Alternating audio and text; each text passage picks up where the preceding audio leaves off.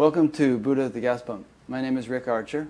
Buddha at the Gas Pump is an ongoing series of interviews with spiritually awakening people. There have been about 350 of them now, and if you'd like to check out previous ones, go to batgap.com and look under the past interviews menu where you'll see them all categorized in various ways. This program is made possible by the support of appreciative listeners and viewers, so if you appreciate it and feel like supporting it, there's a donate button on the site, and I really appreciate those who have helped to support it. Speaking of past interviews, my guest today is David Godman, and I did one with him a couple of years ago, which I just listened to this past week, and I thought it was really quite good. We really covered a lot of ground and had all kinds of interesting conversations, so if you like this one, you might want to also go back and check out the other one. David, in case you don't know, has lived in India since 1976, mostly in Tiruvannamalai, Tamil Nadu. He spent his time there studying and practicing the teachings of Sri Ramana Maharshi. His anthology of Ramana Maharshi's teachings, Be As You Are, is probably the most widely read book on Sri Ramana's teachings. During his 14-year stay at Ramana Ashram, 1978 through 92, he managed the ashram's library, cataloged its archives, and recorded the stories and experiences of devotees who had had direct contact with Sri Ramana. David is the authorized biographer of two devotees of Ramana Maharshi, Lakshmana Swami and Papaji, who realized the self in Sri Ramana's presence and who later went on to become gurus themselves. He has written and published several other books that contain first-person accounts of devotees who moved closely with Sri Ramana Maharshi and who were transformed by his power and presence. Let's see, then David's bio goes on here for quite a bit, but I'm going to You can skip the rest. Yeah, I'll be publishing all this on the Batgap website so people can read that to get more background on you. So today David and I are going to be talking about a number of things. We're going to be talking about several of Ramana's disciples, Maurice Friedman, Muruganar, and Mastan, whom David wanted to speak about. And there's some questions that people have sent in. Perhaps they'll send in more, and we'll be covering a lot of different topics. We'll see where the conversation goes. So thanks for doing this, David. Appreciate it. Thank you for inviting. David's in Colorado at the moment on his annual pilgrimage to the United States. Cold places. Yeah. So you escaped the heat? Is that what you're doing over here? Oh, good idea. So where should we start? Where would you like to start? Well, you ask me and I'll reply if I can. Okay. So let's start by talking about these people you wanted to talk about. And I was thinking, as I was reading about them and listening to you say things about them, that, you know, we want to, as we do this, we want to make this relevant to people's current lives. So it's interesting to talk about, you know, people who were around Ramana and what they experienced and what they were like. But whenever we can, let's try to extract from that points which would be pertinent to contemporary seekers. I think we won't have any trouble doing that. So why don't we start with Maurice Friedman? Who is he? Maurice Friedman is one of the most extraordinary people I've ever come across, and virtually nothing is known about him. And because of his connection with Ramana Maharshi, Krishnamurti, Gandhi, Nisargadatta, the Dalai Lama, I kind of view him in my own mind as a kind of Forrest Gump of 20th century spirituality. He was in all the right places, in all the right times, to get the maximum benefit from interaction with some of the greats of Indian spirituality. And at the end of his career, he was just about the only person that Nisargadatta certified as a jnani. So in between all these trips to India's major gurus, he was a Gandhian. He worked for the uplift of the poor in India. He worked with Tibetan refugees. He edited extraordinary books. I Am That is probably one of the all-time spiritual classics. This man, for me, is, how shall we say it, a shining beacon of how devotees could and should be with their teachers. He was just an absolutely extraordinary man. And I think, he went out of his way to cover his tracks, to hide what he'd actually accomplished in his life. So I've enjoyed the detective work of looking in obscure places and digging out stuff that he personally tried to hide, not because it was embarrassing, but because he didn't like to take credit for what he'd done. So I see this as an opportunity to wave the Maurice flag and say, look, this is one of the greatest devotees, sadhaks, seekers from the West who's been to India in the last 100 years, and I think more people should know about him.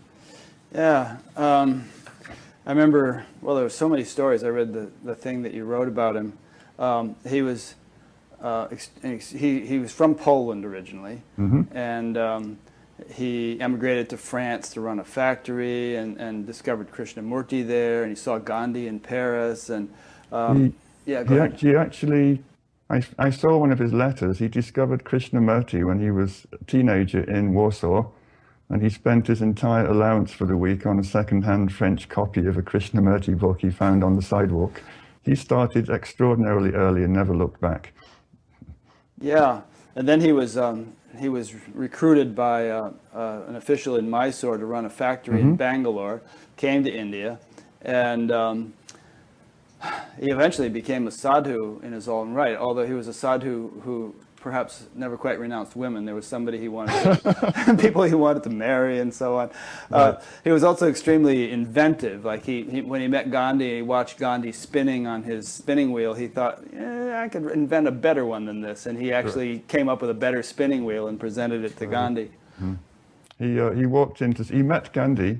This is one of the Forrest Gump stories. He was running his electrical factory in Paris. He was walking down the street and he saw a bit of a crowd at one of the train stations, wandered over to see what it was, and there was Mahatma Gandhi on the platform in Paris, of all places, changing trains. In those days, if you wanted to go from London, he'd just been to a conference in London back to India. The quickest way was to get a train across Europe and then get a boat in Greece. But for that, he had to change trains in Paris, and Maurice just happened to be on the platform for the 2 minutes that Gandhi spent in Paris to watch him change trains. And he said, I looked at this man, I fell in love with him immediately, I fell in love with the idea of India, and I just knew I had to go. So the first chance he got, the chief minister of Mysore state, which was an independent country in those days, came to his office to headhunt him to run a big factory in Bangalore. And when Maurice agreed, the chief minister said, when can you come? He said, I'll get my coat, I'm coming with you now. And that was it. He went off to India. Just with his coat, basically. Yeah, with his coat. That's amazing. And he spent many years living as a sadhu, living under trees, sleeping on the ground.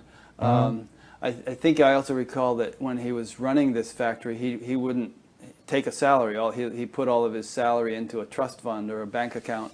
And there was the chief minister wanted him to be the modernizing front of Mysore state. So he was very upset when his Western factory manager turned up for work in orange robes. And not only did he turn up for work in orange robes, he went out to beg his food in the evening. And from the workers, he was attempting to oversee during the day. So the chief minister said, we can't have this. It's bad for discipline for you to be dependent on your own workers to feed you in the evening, because you've got to boss them around the next day. So he said, contractually, I'm obliged to pay you. I'll put your salary in escrow in an account. It's yours whenever you want it. Maurice never touched it. He lived off the food he begged. And the deal was, whenever some VIP came to see what a great modern state Mysore state was, Maurice had to put on a suit and tie. But when no VIPs were coming, he was allowed to run the place in his orange robes and go out and beg for his food on the side. And when he finally left the factory, he distributed his salary, which had been accumulated, to all the workers. And didn't take it with him. He didn't touch it. He cashed it all in and gave equal shares to all the workers in the factory and took off to live under a tree in Maharashtra. Interesting. So at what stage did he interact with Ramana? Bangalore is quite close to Tiruvannamalai, and the main junction to get a train to Bangalore is called Katpadi. It's about 2.5 hours north of Tiruvannamalai. He said, I was standing on the Katpadi platform waiting for my Bangalore train, which wasn't coming, and then on the next track, he heard some Indian railway official shout, Tiruvannamalai, Tiruvannamalai, And something in his head remembered that he had read this book about a famous Swami in Tiruvannamalai, and he thought, why not? It's close. So he called over and said, when is the train leaving? The man said 5 minutes. So he just got on it and went to Tiruvannamalai. And at that point, he realized he'd forgotten the name of the Swami in Tiruvannamalai. He just remembered the town. So he got in a bullock cart and said, you know, any famous Swamis in this town, if there are, take me to see him. And of course, in those days, Ramana was number one. Everybody knew him. So he arrived at Ramanashram, and like many foreigners of his era, he tried to clump in his boots and got turfed out and had to take his shoes off, came in again. And he said, I'd read the book about him. I'd read a biography. It didn't impress me. I didn't like his teachings. I didn't like the descriptions. I didn't like the way the book was written. And even when I went to the ashram, I was in a slightly negative mood. But he said, the moment I sat down in that hall, he said, my mind stopped for the first time in my life.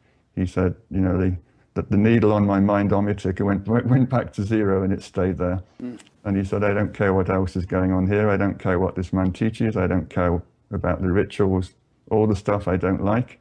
He said, this is the place I need to be. So from that moment on, he came every weekend. Interesting.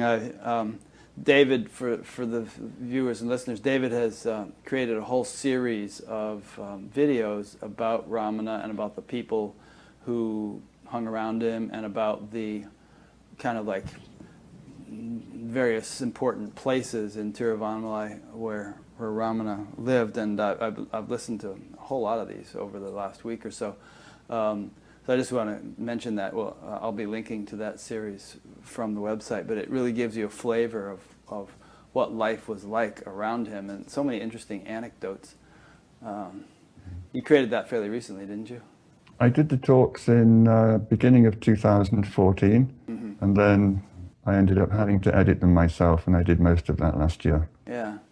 It's really fascinating. I mean, if one has never lived around a guru, there's so many aspects of life living around a guru. They're unconventional and that kind of break your boundaries in different ways.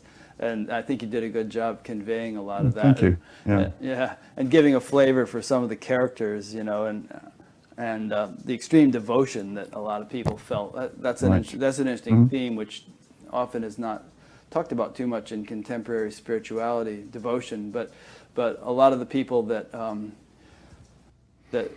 contemporary seekers admire and say they are following, such as Ramana and Papaji and so on, were extremely devotional people. I think there's a saying in Tamil Nadu, your guru is mother, father, guru, God. He's everything, all the relationships you have with all those normally discrete entities in your life, they all get rolled into one. And ideally, you surrender yourself completely to that figure. And historically in Tamil Nadu, you read poems by the famous ancient saints who are ecstatic that they've put themselves in slavery to God. The idea of being in bondage, servitude to God is a desirable trait amongst many of the religious traditions in South India. And if you actually make it to the point where you've become God's slave and you have no will of your own, then you've made it. That's a very popular, accepted goal. I remember just the other day listening to your description of Papaji, and someone asked him what his greatest regret was or something, and he said, well, I regret that my health is such that I can no longer prostrate myself fully at the feet of my guru, at the photo of Sri Ramana. When I get up in the morning, I can't even put my pants on anymore because I'm too feeble, but I really miss being able to do that. I love that. I asked him, I said, have you got any regrets in your life? Because his basic line was that if you're in this state, then you don't choose what you do next. Somehow the self compels you to say and do the things you do. So the whole concept of regrets would imply making a bad choice. So I was just kind of playing devil's advocate a bit, saying, anything that you've done that you regret? And of course he said, no, of course not. Taking this Advaita line that if you don't make choices, you can't have regrets. Right. And then about 5 minutes later, he looked across the room and he said, one big regret. I can't even put my pants on by myself anymore. I can't prostrate on the floor. When I could move properly, every morning I would get up, lie full length on the floor in front of my guru's picture. That's how I started every day.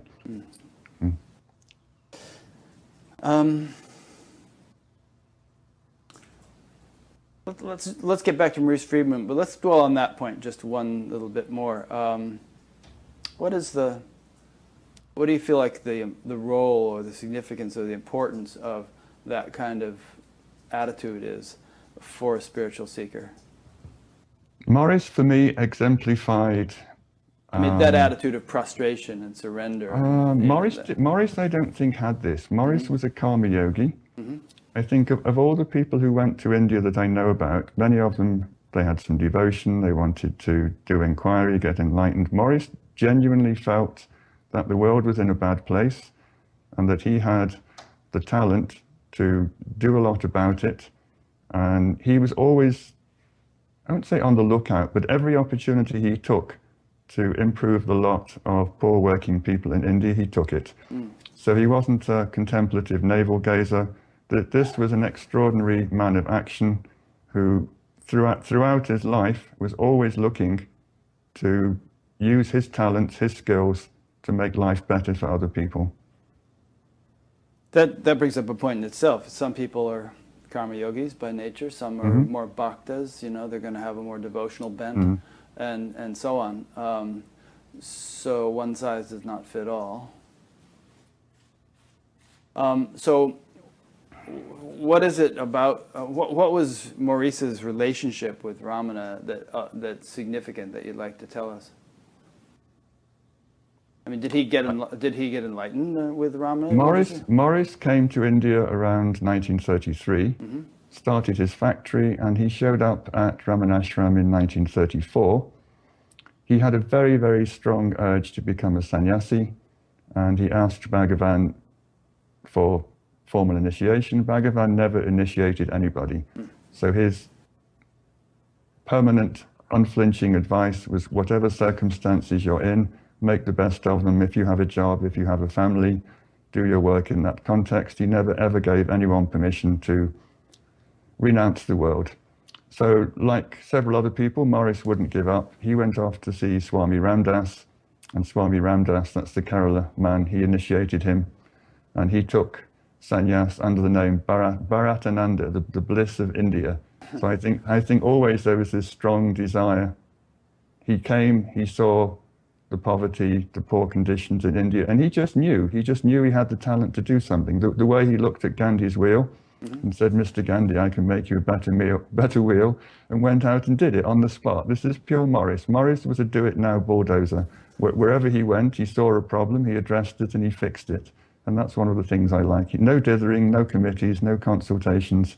He just went out, brought a better wheel back in. Gandhi tried it and said, this is better, thank you very much. This will be my personal wheel from now on. Go and see my people and make this the standard model for everybody in India, and I'll keep this one for myself. So that was just one of the extraordinary things he did off the cuff in an afternoon. Yeah. And that was the theme of his life. Another thing he did off the cuff is while he was on his deathbed. Got his story, yes. Yeah, you tell the story rather than me. So I've been poking around looking for Maurice. Everybody has a really extraordinary Maurice story. Nobody has a lot. He was very careful about talking about himself, letting things slip. But I had a letter from his final secretary, and Maurice fell and had a bad accident. He fractured his hip, and the doctors came and said, he's not going to make it more than a few days. All his organs are failing one by one. Just give him some painkiller, palliative care. We can't operate, he's in too feeble a state. So one of the organs that failed was his kidney, I assume, or his bladder, and he needed to have a catheter. And I don't know if you've had a catheter. I know my dad had a catheter. And when I went to see him in hospital, he said, don't make any jokes, laughing hurts too much. So it's not a very nice thing, even with an anesthetic. And I've watched friends have this in India, and it's a bit brutal and often without an anesthetic. So Morris, of course, had a fractured hip, and you have to keep still when these pipes are going in. And when his bladder had been emptied, he said, "Is that what people have to put up with, having a catheter? This is terrible. Bring me my Stanley knife. Bring me some plastic tubes. I'm going to make a better catheter before I die." So his final days on planet Earth, he's lying on a bed with a fractured hip that no one wants to operate on. His organs are failing one by one. And the last thing he wants to do is make a better catheter so that other people won't have to suffer the way he did. That's Whether great. he did or not, I don't know, but that's just so Morris. So I think I gathered from reading your stuff that Ramana acknowledged Maurice as having been self-realized. Yes? No, I have to backtrack on this. Sure. So he went off to see Swami Ramdas in Kerala to get the initiation, and Ramdas took one look at him and said, "This is your final birth," which was quite a bold prediction. This was a Western man in a business suit who just walked in on his first day. So Maurice came back to Ramanashram, and everybody there laughed at him because all they could see was the man in the business suit. But Ramana could see there was something different and special about this man. He said that Maurice had been in India before. That was something that Ramana was quite careful in saying. He said, "He's one of us, he's been here before." But he didn't say he was enlightened, and his relationship with Ramana was a bit rocky. I said Maurice was a bit of a bulldozer. Wherever he went, he thought he knew best and what people should do. And Ramana was one of the few people he couldn't bulldoze. He was trying to give him a better diet, trying to make people look after him better, and Ramana was basically saying, "Mind your own business, that's not what you're here for." So it wasn't until, one thing I must say, I know a woman who was with Maurice in the 1970s, and I had a discussion with her, and I said, "I've read some summaries that Maurice gave of Krishnamurti talks that he attended in the 1950s in Madras, as it was then. He gave summaries to post out to all the people all over the world who couldn't come." And I said, Maurice's summaries are actually more interesting, more comprehensible, and I get more from them from reading Krishnamurti books. These are such excellent summaries. I wish they'd been published. And she said he always had that talent. He had an ability to go to a teacher, listen to what that teacher was saying, summarize it and explain it, often in a better, more concise, more accessible way than the teacher themselves. And then she absolutely astounded me. She said, "Maurice told me that after he'd been going to Ramanashram for a year, Ramana himself said, 'You can explain my teachings to people who come who don't know Tamil.'" So Maurice was actually designated to give summaries of certain aspects of the teaching. I don't know anybody else in the entire history of Ramanashram who got the job, while Ramana was still there, of explaining the teachings in Bhagavan's presence. This is an extraordinary endorsement of his state and his ability to give very good, very concise accounts of what the teacher was saying. And I think the same thing happened when he went to see Nisargadatta. Ganeshan, Ramana's grandnephew, told me this, that Maurice had told him. He said, "I heard about this man, so I went to see him, and I was taking notes outside his beedi stall in Bombay, writing down, and after a few days, Maharaj called me over and said, 'What are you writing?' So Maurice showed him what he was writing, and Maharaj was so happy with the quality of his understanding, his summaries and his notes. He invited him in. He became, in a way, the official disciple, recorder, editor, compiler, and the fruits of his work were I Am That, which is an all-time classic. So he did have this ability to absorb teachings and, I wouldn't say regurgitate them, but disseminate them in a way that everyone went, "Wow, that's the perfect explanation." Even though it may not be the original words, they were just so good, people said that's even better than the original teacher. Did he speak, what Indian languages did he speak? He worked in Indian villages. I'm guessing, well, he definitely knew Hindi. And I know I've seen an article about his publisher in Bombay when Maurice went there with the first draft of I Am That, saying, stop everything, this is very Maurice, cancel all your other projects, we must do this book. And the publisher was called Dixit, said, "But Maurice, you don't know Marathi. I mean, how are you going?" "No, don't worry, that's minor detail. So Marathi is the local vernacular language of Bombay, but everybody there speaks Hindi. So I think Maurice was hacking his way through conversations in Hindi, but I'm not sure he ever learned good enough Marathi to have deep conversations, but between the two of them, they got the point across. What was Nisargadatta speaking? He was speaking Marathi. Okay. So he was a very uneducated man. I think he hardly ever went to school.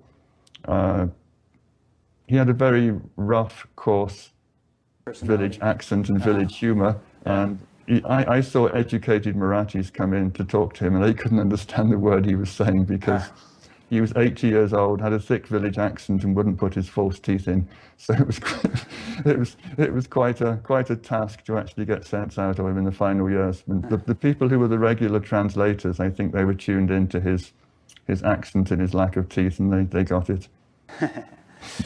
So what else would you like to tell us about Maurice before we go on to anyone else? Can I tell you the story of how he went to do his project in Aund? Sure. This is, well, there's two. I must tell you about the Dalai Lama also. Do we have time for this? We have plenty of time. We have a couple hours. Okay, so after he left his factory, the reason he left was that the son of a Raja in a state that was close to Bombay came to ask for advice on how his father's state could be improved. Maurice went off, and at this point, the Gandhian idea, political idea, was that villages should be self-governing. They shouldn't have higher hierarchies of people telling them what to do. Middle and higher management was out. Gandhi had a notion of this thing called Panchayat Raj. The Panchayats were the village councils, and the Raj means rule. So he wanted India to be a confederation of self-governing villages with no higher management sucking out taxes and spending it on wasteful projects higher than the village level. So Maurice went off, and this is a typical Maurice story again. He walked in to see the Raja, and the Raja said, "Mr. Friedman, we've hired you as a consultant. How can we improve my kingdom?" And Maurice said, "The only thing you can usefully do is abdicate. You're a parasite. You're sucking up all the revenue from your villages. You live in a big palace. Your villages are poor. You don't help them. You just collect their taxes and live a high life. What you need to do is abdicate, but not in favor of your son or anybody else. Abdicate in favor of the village councils of your realm." And amazingly, Maurice was a very persuasive man. He actually persuaded this Raja to abdicate. And so far as I know, it's the only instance in Indian history where a ruler has abdicated in favor of his people rather than a general or a son or anybody else. So Maurice because this was a Gandhian project, Maurice wanted Gandhi himself to endorse it and co-sign the constitution with the Raja. So Maurice went off to see Gandhi in his ashram. He explained what was going on. The prince was there. And Gandhi said, "It's a very nice idea, but you can't cut people loose like this. If you want to have this project, if you want my endorsement of this project, you both have to agree to live there for a number of years. You have to teach these people how to be independent, how to look after themselves." And then he jabbed his finger at the Raja's son, and he said, you can't live in that palace.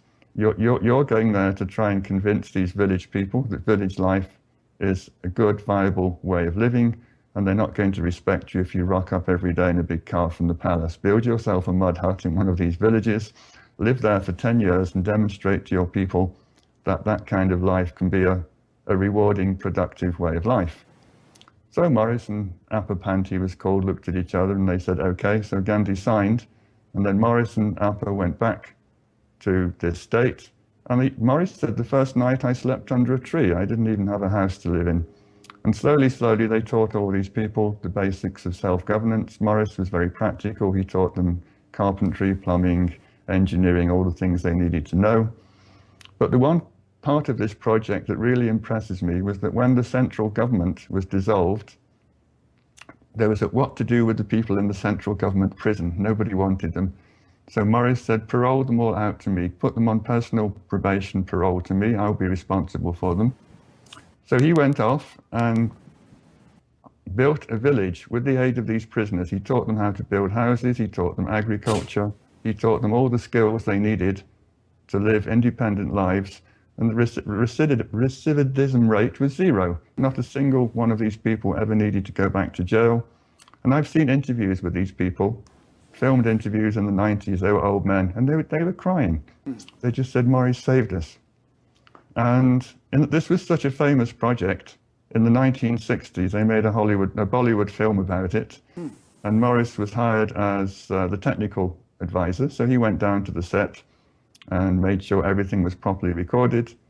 And then the director said, "Thank you very much. I'll give you a credit at the end as technical advisor."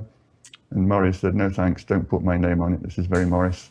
And the director said, "Of course I'm putting your name on it. This is your project. You're the technical advisor. Of course your name's going on." And Morris said, "Well, in that case, I'm going back to the Bombay High Court to take out an injunction against you, forbidding you to put my name on this project." This is the way Morris was. He went through his whole life doing absolutely extraordinary things, and then when he'd done them, trying to cover his tracks and pretending later they were nothing to do with him. That's pretty neat. He's a man who just didn't want people to know all the good things he's done. That's another thing I admire about him. Yeah. You know, some people might be wondering, well, you know, what's the spiritual significance of all this? But I think that, you know, you shall know by their fruits you shall know them. Morris had whole orchards of fruits. This is a man, any one of 20 things he did in his life, that would be the number one thing on your CV for most people. And he just had so many things that it's just unbelievable, the things that he did and accomplished. Yeah.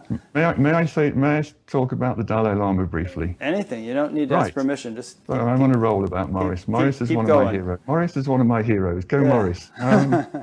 So in the late 1950s, the Chinese were slowly annexing Tibet, and it was quite clear that at some point they'd take over, and the Dalai Lama was making noises about moving to India.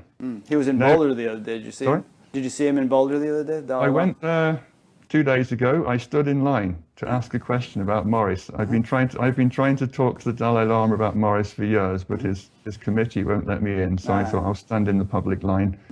And he answered 4 questions, and I was number 10 in line, so I didn't get front. Anyway, so Morris was personal friends with the Prime Minister of India, and the Prime Minister Nehru didn't want to provoke a war with China. He thought there might be one, but he didn't want to be the person who made a big gesture which the Chinese would react badly to. So Nehru said, "Sorry, I can't let this man in. It's too provocative. The Chinese will regard it as tantamount to harboring an enemy. I can't do it." So Morris pestered and pestered and pestered, and in the end, he got Nehru to sign off on a deal that the Dalai Lama could come to India on condition that he didn't come as a political leader. He was allowed to be the spiritual leader of the Tibetans in exile. He could do pastoral work in India, but he wasn't allowed to make any political speeches. If he wanted to do that, he had to go somewhere else. So Morris said that's okay. You remember I told you about the prince, the son of the Raja who abdicated? He joined the diplomatic service after independence, and he was the Indian government's representative in Sikkim. So Morris thought, as a final fig leaf to pretend that he's not fleeing to India, we'll arrange for the Dalai Lama to cross Tibet and go into Sikkim.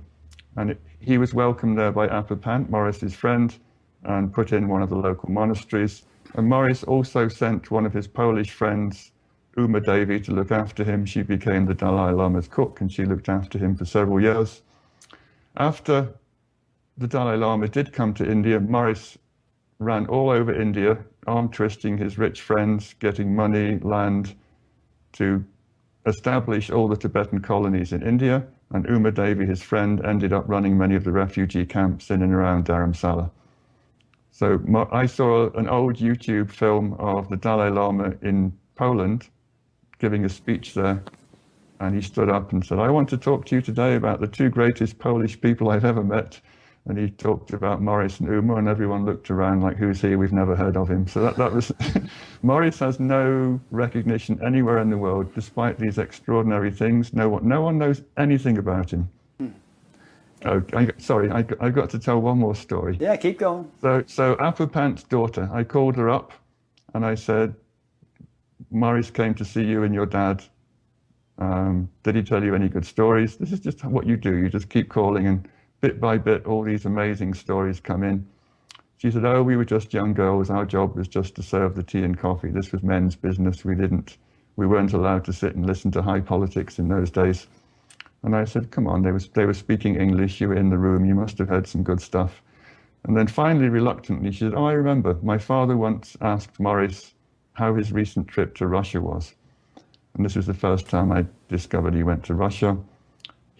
I think he was on an economic delegation. He was a member of the Congress Party and he probably spoke Russian, so he was a good person to send along. And I said, well, what did he say about Russia?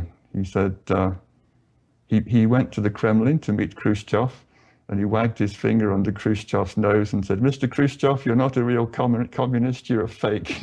You're living off the fat of the land, you're not a real communist. So the same lecture he gave to the Raja in India, he just walked into the Kremlin and wagged his finger at Khrushchev and was probably lucky not to be sent off to the Gulag.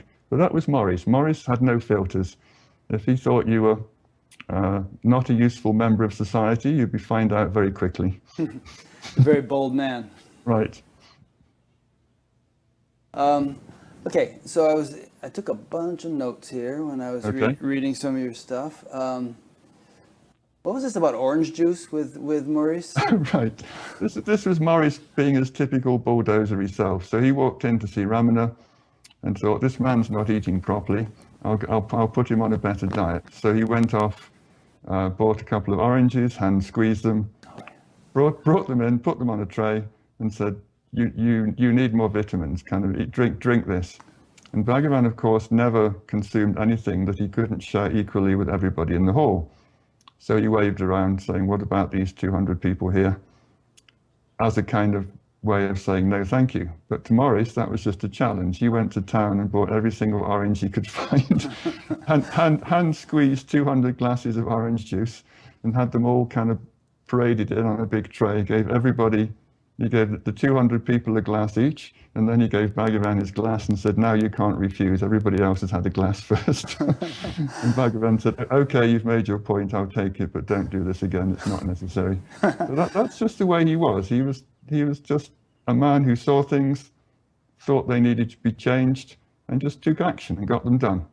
Yeah, so I suppose the significance of our talking about him is that he's an excellent example of a karma yogi, somebody who puts his money where his mouth is. Exactly. He had a dual strand. So while all this was going on, he had an intense relationship with Ramana, with Krishnamurti, with Nisargadatta, and I think he got it finally with Nisargadatta. So I'm not saying his karma yoga got him enlightened, but that was just an unquenchable thirst he had to make the world a better place, but as a kind of parallel internal practice strand of his life, he was going to see all the big name Advaita gurus in India, sitting with them, getting their darshans, listening to their teachings, and he got it. He definitely got it with Nisargadatta. Yeah. Can I tell you about how I asked Nisargadatta about this? Sure. Anyway, so he was cranky, feisty. He was always complaining what terrible people we were. And, oh, why do I waste my time talking to you people? Nobody listens to me. No, sorry. Get this right. No, the first question was, I said, in all the years you've been teaching, how many people have actually got enlightened? And he said, what business is that of yours? I said, well, it's a bit like a lottery. If you know there's 100 winning tickets out of 1,000, you think, oh, that's not bad, but if it's 1 in a million, you're a bit discouraged. So I just want to know what the success rate is here. And he said, none of your business. How will that fact help you in any way whatsoever? So I said, okay. And then a few days later, he was saying, oh, why do I waste my time talking to you people? Nobody listens, nobody understands. So I thought, okay, let's try again. I said, in all the years you've been teaching, how many people have actually understood what you were saying and experienced it? And he said, 1, Maurice Friedman. And that was the only public certification I ever heard him make, except that every morning he did a very elaborate puja to his guru and all the gurus in his lineage. And in his puja room, he had photos of all the big name saints that weren't in his lineage. Ramana was there, Ramakrishna was there. So first he put a blob of kumkum on his guru's head, all the people in his lineage. And then he'd go around the room and put a blob of cum-cum on all the people he thought were worthy of cum-cum because they were enlightened, even though they weren't in his lineage. And Maurice had 2 photos in that room. I think he was the only person who managed to get 2 photos. And every morning, both Maurice's photos got the cum-cum treatment. So this wasn't something he was willing to, he doubled down on that kind of, Maurice was the one person he was satisfied in his life. Interesting. Here's something you sent to me. You said, if you want an entertaining digression here, I would be happy to talk about Gandhi's attempts to meet with Sri Ramana and how one of his leading followers prevented it from happening. If we take this side trip, I should also like to talk about Gandhi's spiritual status with stories from Papaji, Ramana, and Lakshmana Swami, all of whom had a high regard for him. He is primarily known in the West as a politician, freedom fighter, and social reformer. His elevated spiritual state tends to be ignored. But did I shift gears too quickly there? I didn't mean to just suddenly abandon Maurice. We can abandon Maurice. We might get back to him, we might not. But that's something, again, that's not really well known. And there's some fascinating stories. I think a good starting point is the 1983 Oscar-winning movie Gandhi, which is a great movie, except that when he gets shot, he goes, "Oh my God," or "God, God," like this. Right. And that completely misrepresents Gandhi. He said Ram, didn't he? He said Ram, Ram. Right. Ram, Ram, Ram, Ram was Gandhi's mantra. And the different, "Oh God" means, "Oh, what a surprise. Oh, what a shock. I've just been shot." Yeah. Whereas if somebody shoots you fatally and you've got 2 seconds to live, and the first thing that stirs out of you is repeating the name of God, then you're fairly well established in that state of the mantra of the japa. It's an acquiescence, a state of surrender. It's in his final moment, he repeated the name of his God, became one with his God, and passed away. So the God story really is the one thing in that movie that really annoys me every time I watch it. Yeah. So one thing before we go to Gandhi at Ramanashram. Remember, just an aside, I was helped to teach the course in which Deepak Chopra learned to meditate right around that time, early 80s, and before he was famous and everything. And he made that same comment. He said that movie really blew it, you know, because they missed the whole point there when he was shot. Yeah. Okay. Go ahead, continue. So Papaji didn't like Gandhi's politics in the 1920s. He wasn't a Gandhian. He was trying to throw the British out by force, but he had a great respect for him, for his spiritual state.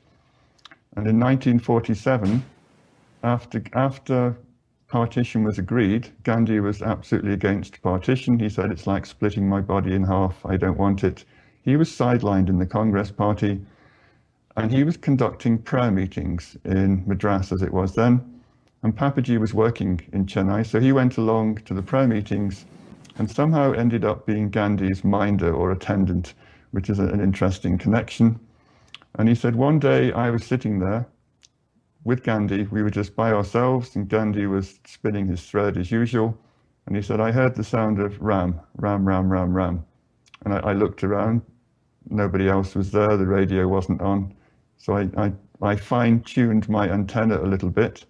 And he said, I was astonished to discover that Gandhi's body was actually vibrating with the sound of Ram, but at a very subtle level. And he said, that's an absolutely extraordinarily elevated state of spirituality, where he called it ajapa, spontaneous japa, where the japa has so permeated your being, your body, that when you're engaged in a task, the rams in your body have kind of stored up and they're spontaneously chanting themselves and radiating off at a subtle level from your body. Interesting. So, you know, Gandhi's another example of "you shall know them by their fruits." I mean, exactly. Just someone with that degree of determination and dedication and commitment and absolute, you know, he changed the whole destiny of a nation in this very, very simple way, and that kind of thing is symptomatic of a very significant inner state. Exactly. So Ramana often read things that Gandhi had written. He was a prolific writer of articles, and they got published. And once or twice, he would read out something Gandhi had said with absolute unwavering approval. He said, yes, this is the true state. This is the state of the self. So he had an extraordinarily high regard for Gandhi's spiritual state, And when Congress people came to Bhagavan saying, how can we help the struggle for independence? He said, whatever you desire and work towards means you've got the I am the body identification. He said, be like Gandhi, have no expectations, no desire to accomplish anything. Be in that inner state where you get moved by the grace within rather than your desire for a personal goal. Even if it's a laudable one, even if it's something that should happen, don't go into this work with the idea, I must accomplish this or this needs to be done. He said, do the work without any desire, any feeling that this is something that must happen. And he said, then that's the right attitude. So that was his attitude to social work. He said, don't think that you are in a position to help other people. That creates a dualistic dichotomy. In fact, he said once, any teacher who thinks that they can help somebody else isn't a jnani. He said the jnani's unwavering position is that there are no others and there's nobody else to help. And by abiding in that state, you generate a kind of force field around yourself. He called it the sanity. He said that sanity will do your work for you. It will help everybody. It's the best benefit that anyone can receive. But as soon as you get to the idea, this must happen, I must accomplish this, he said that's not the jnani's position. Abide in the self, be the self, and all these things will unfold automatically. You have control over action alone, never over its fruits. Exactly. From exactly. the Gita. But of course, it's paradoxical because Maurice and Gandhi and others have had tremendous influence in helping others. But that's almost like, and it may appear that that was their primary motivation, but if they weren't attached to the fruits of action, then there was a much more sort of profound inner orientation going on. So I think Gandhi and Maurice were quite similar in that they had a very strong uplift streak. They could see all the poor conditions that Indians were living in. They had different ways of changing that. They had lots of arguments about process, but the basic, we need to help strand was there in both of them. And on the side, almost secretly, they both had this incredible passion for God, for liberation, for getting to the point of individual transcendence. And I think they both attained this. Gandhi, of course, was far more famous because of his political adventures, but they both had this parallel lives of being outwardly devoted to social uplift and inwardly devoted to transcendence. Can I get back to Ramanashram? Sorry, yeah, please. So Gandhi came on a trip to Tiruvannamalai, and everybody was very excited. They thought he might come into Ramanashram, and he was going to give a political speech about a 5-minute walk from Ramana's ashram, and he had to drive past the main gate. So Annamalai Swami told me this story. He said, we all went, Bhagavan didn't come down, he didn't care about any of this. He sat on his sofa. We all went down to the gate, and we could see Gandhi's car slowing down as it came to the gate. And he said, I put my palms over my head to greet Gandhi, and he said, Gandhi did the same back to me. I got my little pranam from Gandhi. And then the man who was organizing the trip was a big Congress politician called Rajagopalachari, and he waved the driver on. He said, don't stop, speed up, speed up. So Gandhi thought, well, that's one chance missed. And he was scheduled to give a 10-minute speech. So Gandhi's next plan was to give only a 5-minute speech and then rush in through the back gate of Ramanashram and have a quick darshan and then go off to his next meeting. And when Rajagopalachari saw what was happening, he physically prevented him. He stopped and argued, saying, we haven't got time, we haven't got time. And by arguing for 5 minutes, in the end, there wasn't time. What a shame. So Annamalai Swami came back. Everybody was very disappointed. Everyone was looking forward to this great meeting between Gandhi and Bhagavan. And Annamalai Swami said, Bhagavan, why wouldn't they let him in? What's the problem? And Bhagavan laughed and said, they're probably afraid you'll go into samadhi and forget all about politics and stay.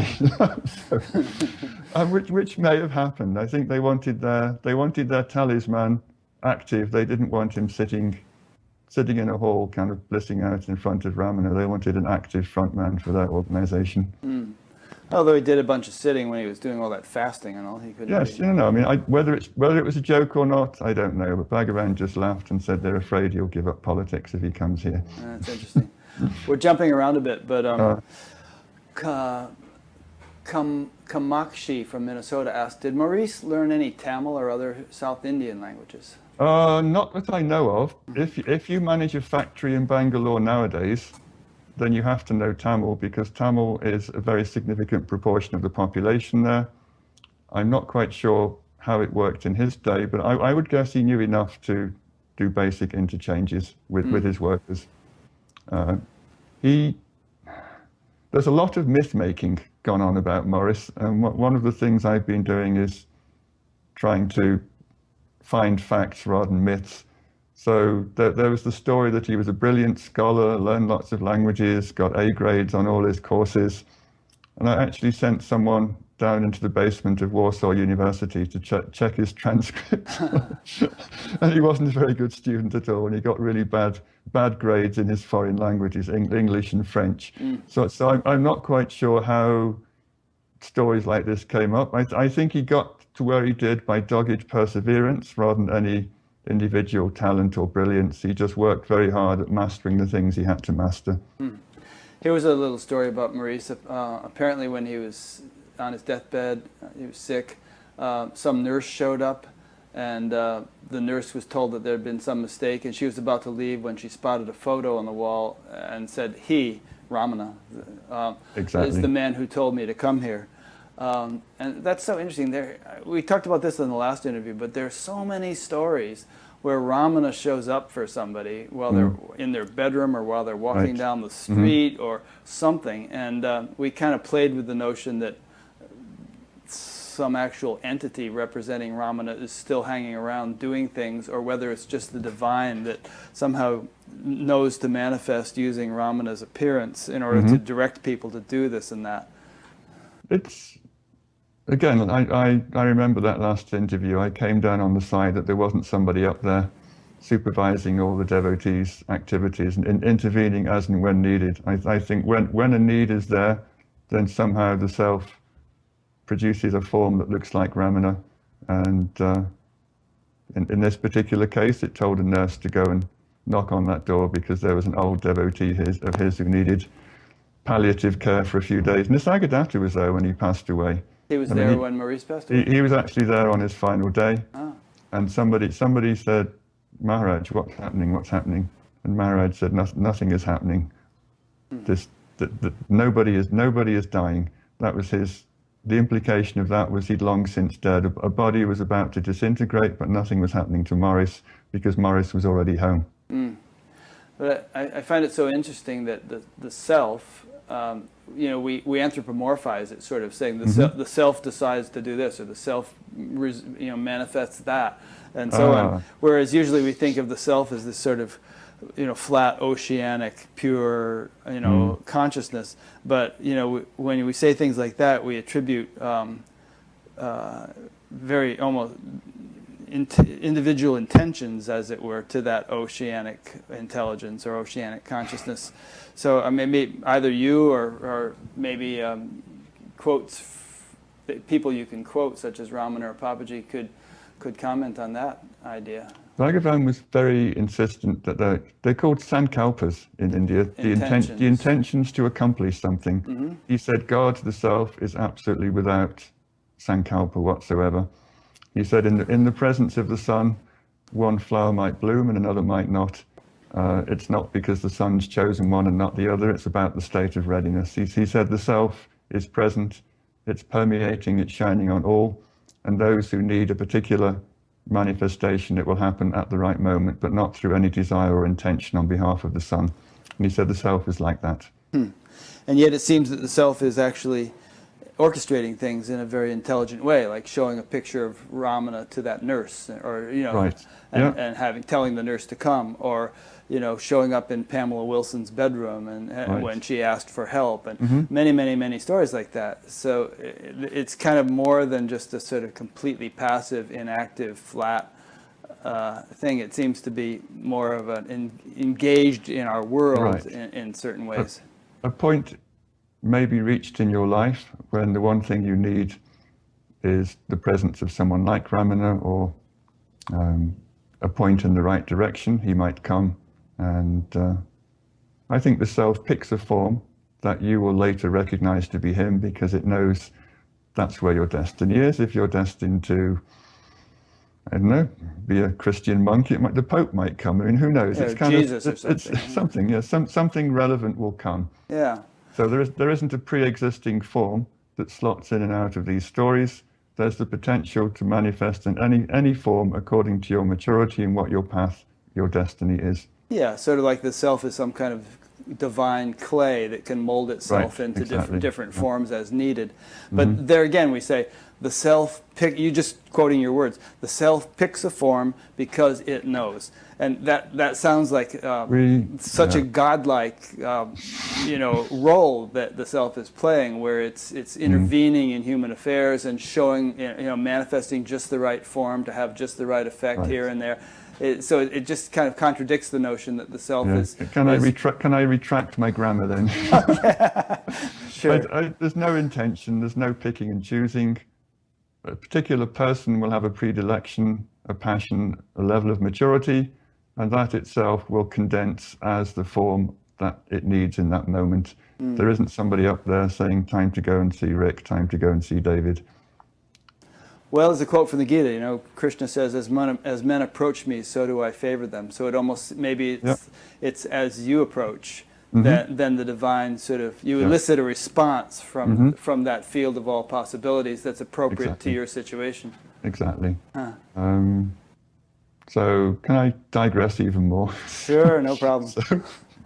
We're actually on precisely the right trajectory here with all our digressions. It's a relevant story. So I lived in a house in India about 12 years ago, and I ended up buying a piece of land where I live now, and the person who owned it had been having visions of Bhagavan in the late 1990s.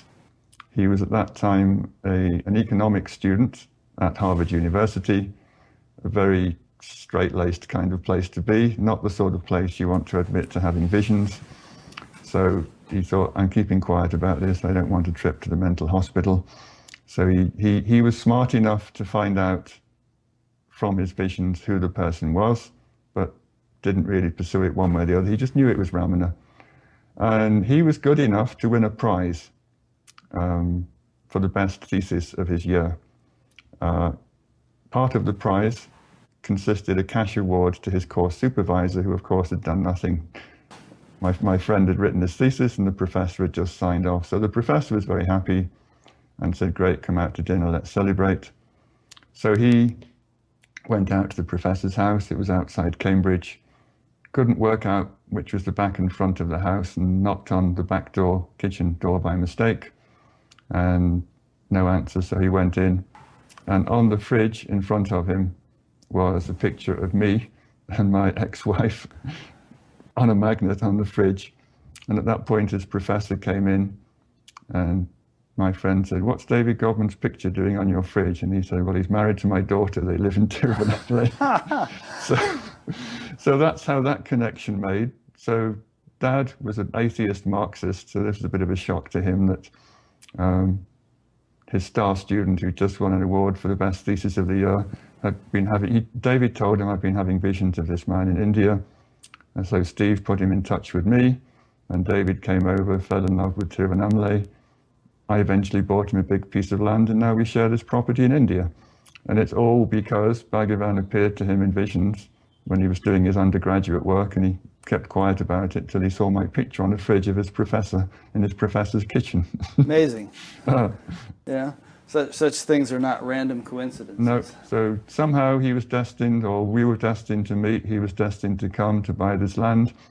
And at some point, the easiest way of doing it was for Ramana to pop into his dreams, his visions, for him to win the prize, to go and see his professor, to see the picture. And that's why we're now neighbors. Interesting. Let's switch on to Muruganar, if I'm pronouncing that correctly. You want me to read a little bit of what you wrote about him here as an introduction? Anything you like. Okay, so Muruganar was a poet saint who was the key figure in the last 27 years of Ramana Maharshi's life. He assembled the most reliable record of his guru's spoken teachings. Guru pronounce it please? Vachika Kovai. Vachika Kovai. He persuaded him to write down his teachings in Uladu Naran. Uladu Nalpadu. I should just let you say this. Why don't you go ahead and talk more about him rather than me reading his name? Okay, so what any aspects of that you want elaborating on, or shall I start at the beginning? Start at the beginning and tell us why you think that Muruganar was so significant that he's one of the three people you really wanted to talk about today. Okay, so Muruganar was an outstanding Tamil scholar. This is before he met Bhagavan. Mm-hmm. He was in fact on the committee that was compiling the definitive Tamil dictionary. He was a very erudite, sought after Tamil scholar. But he was also looking for a guru, and his template for the guru-disciple model was the one that had occurred between an old Tamil saint called Manikavachika and Shiva 1,000 years before. So Manikavachika was the prime minister of an old Indian kingdom, and he was desperate for a guru, and his desperation, this is back to what we were talking about before, caused Shiva to appear before him and become his guru, and he got the enlightenment experience with Shiva, and as a result of that and in gratitude for what Shiva had done for him, he toured all over Tamil Nadu singing songs in praise of Shiva, and those songs were collected and compiled in a work called Tiruvachikam, which is one of the all-time classic texts of Tamil devotional literature. So Muruganar saw that as his model. He had a father-in-law who was a prominent devotee at Ramanashram. The father-in-law came, showed him one of Ramana's poems. Muruganar thought this might be the man for me. So he came, composed some verses on the way, went to see Bhagavan. And to cut a long story short, Bhagavan completely captured his heart. And in a very, very short period of time, he got the liberation he'd been seeking. But Bhagavan could see that his secret desire wasn't just for a guru. He wanted to serve that guru or manifest his gratitude towards that guru by composing Tamil poetry. So Bhagavan said, "Can you write like Manikavachika?" This is on their second meeting. And Muruganar, of course, thought that's tall order. That's tall order. This is one of the all-time great saint poets of Tamil history. But he took that as at least a sign that he should proceed. So over the next few years, he actually composed a work praising Bhagavan that paralleled the Tiruvachikam. And Bhagavan loved it, he encouraged it, he read out all the poems when they were published. So he got that relationship that he was longing for, he got the contact, he got the experience, and he got the muse, if you like. The poetic muse was Bhagavan inspiring him to compose and write this poetry so that his desires to have that kind of relationship could be fulfilled. Bhagavan had an interesting ability with certain close, advanced people that if you composed poetry in his presence, if you like, somehow it came very easy, very spontaneous. They actually felt that what came out of your pen was him writing. Ganapati Muni had this experience, Muruganar had this experience. So they both felt that somehow his Shakti, his presence, got into them, and without any effort on their behalf, poetry would spontaneously come out of their fingertips. So this was something that was switched on in Muruganar's brain, and for all of his life, he had an ability, that's not even an ability, poems spontaneously appeared inside him, almost ready-made, and he would speak them out or he would write them down. He was a bit scatterbrained, he wasn't a good organizer, so other people would collect them, write them down. If he dictated, he'd write them. And in later years, he had a slate handy. He was very old school, chalk and slate, and he would write them down. And if the next one came before anyone had visited to copy it, he'd just wipe it out and that won't be lost forever. And he probably wrote about 25,000 verses in his lifetime, or rather, they came out of him spontaneously, unasked, inspired by the same experience that he'd got with Bhagavan. That same power created this poetry inside him, and made it flow. So I've translated some of these poems with Pandit translator friends. They're absolutely gorgeous. They are praising Bhagavan. They're talking about his own experience of the self, which Bhagavan absolutely endorsed, by the way. Although he never gave a public certificate to Moragana, there was absolutely no doubt that Bhagavan approved of the poetry that said, "Thank you for giving me the grace to realize the self." I mean, I'll just give you one example of how definite this was. Moragana was sitting in Bhagavan's presence, thinking about what to write next. He'd started a long poem. He'd written, it was a single verse format. He'd written 200 lines, and thought he'd go for a walk and think about it and come back. And when he got back, Bhagavan had picked up his manuscript and written 300 more lines. He must have gone for a very long walk. And the first verse that Bhagavan wrote was as if he was Moragana, praising Bhagavan, saying, "Thank you for giving me the grace to realize the self." So Bhagavan himself was imitating Moragana's style, and the first verse he wrote down was, thank you, Guru, you've done this for me." So that's about as strong an endorsement you can get without handing out a certificate. So there was no doubt in Bhagavan's mind that this was a liberated soul sitting in front of him. So that was his devotional side. But parallel to this, he was writing down Bhagavan's teachings, and it may sound very odd. To me, it still sounds odd, but in those days, people didn't write down what Bhagavan said in Tamil, which was the language he spoke. They would tend to write down in English or occasionally Telugu. So there are very few records of what he said in his own language as he said. So they would kind of translate on the fly. Yeah. So for example, the man who compiled talks, he was the interpreter and the transcriber. So he just tended to write down what the translation he was giving out to the visitors was, rather than what Bhagavan had said in Tamil.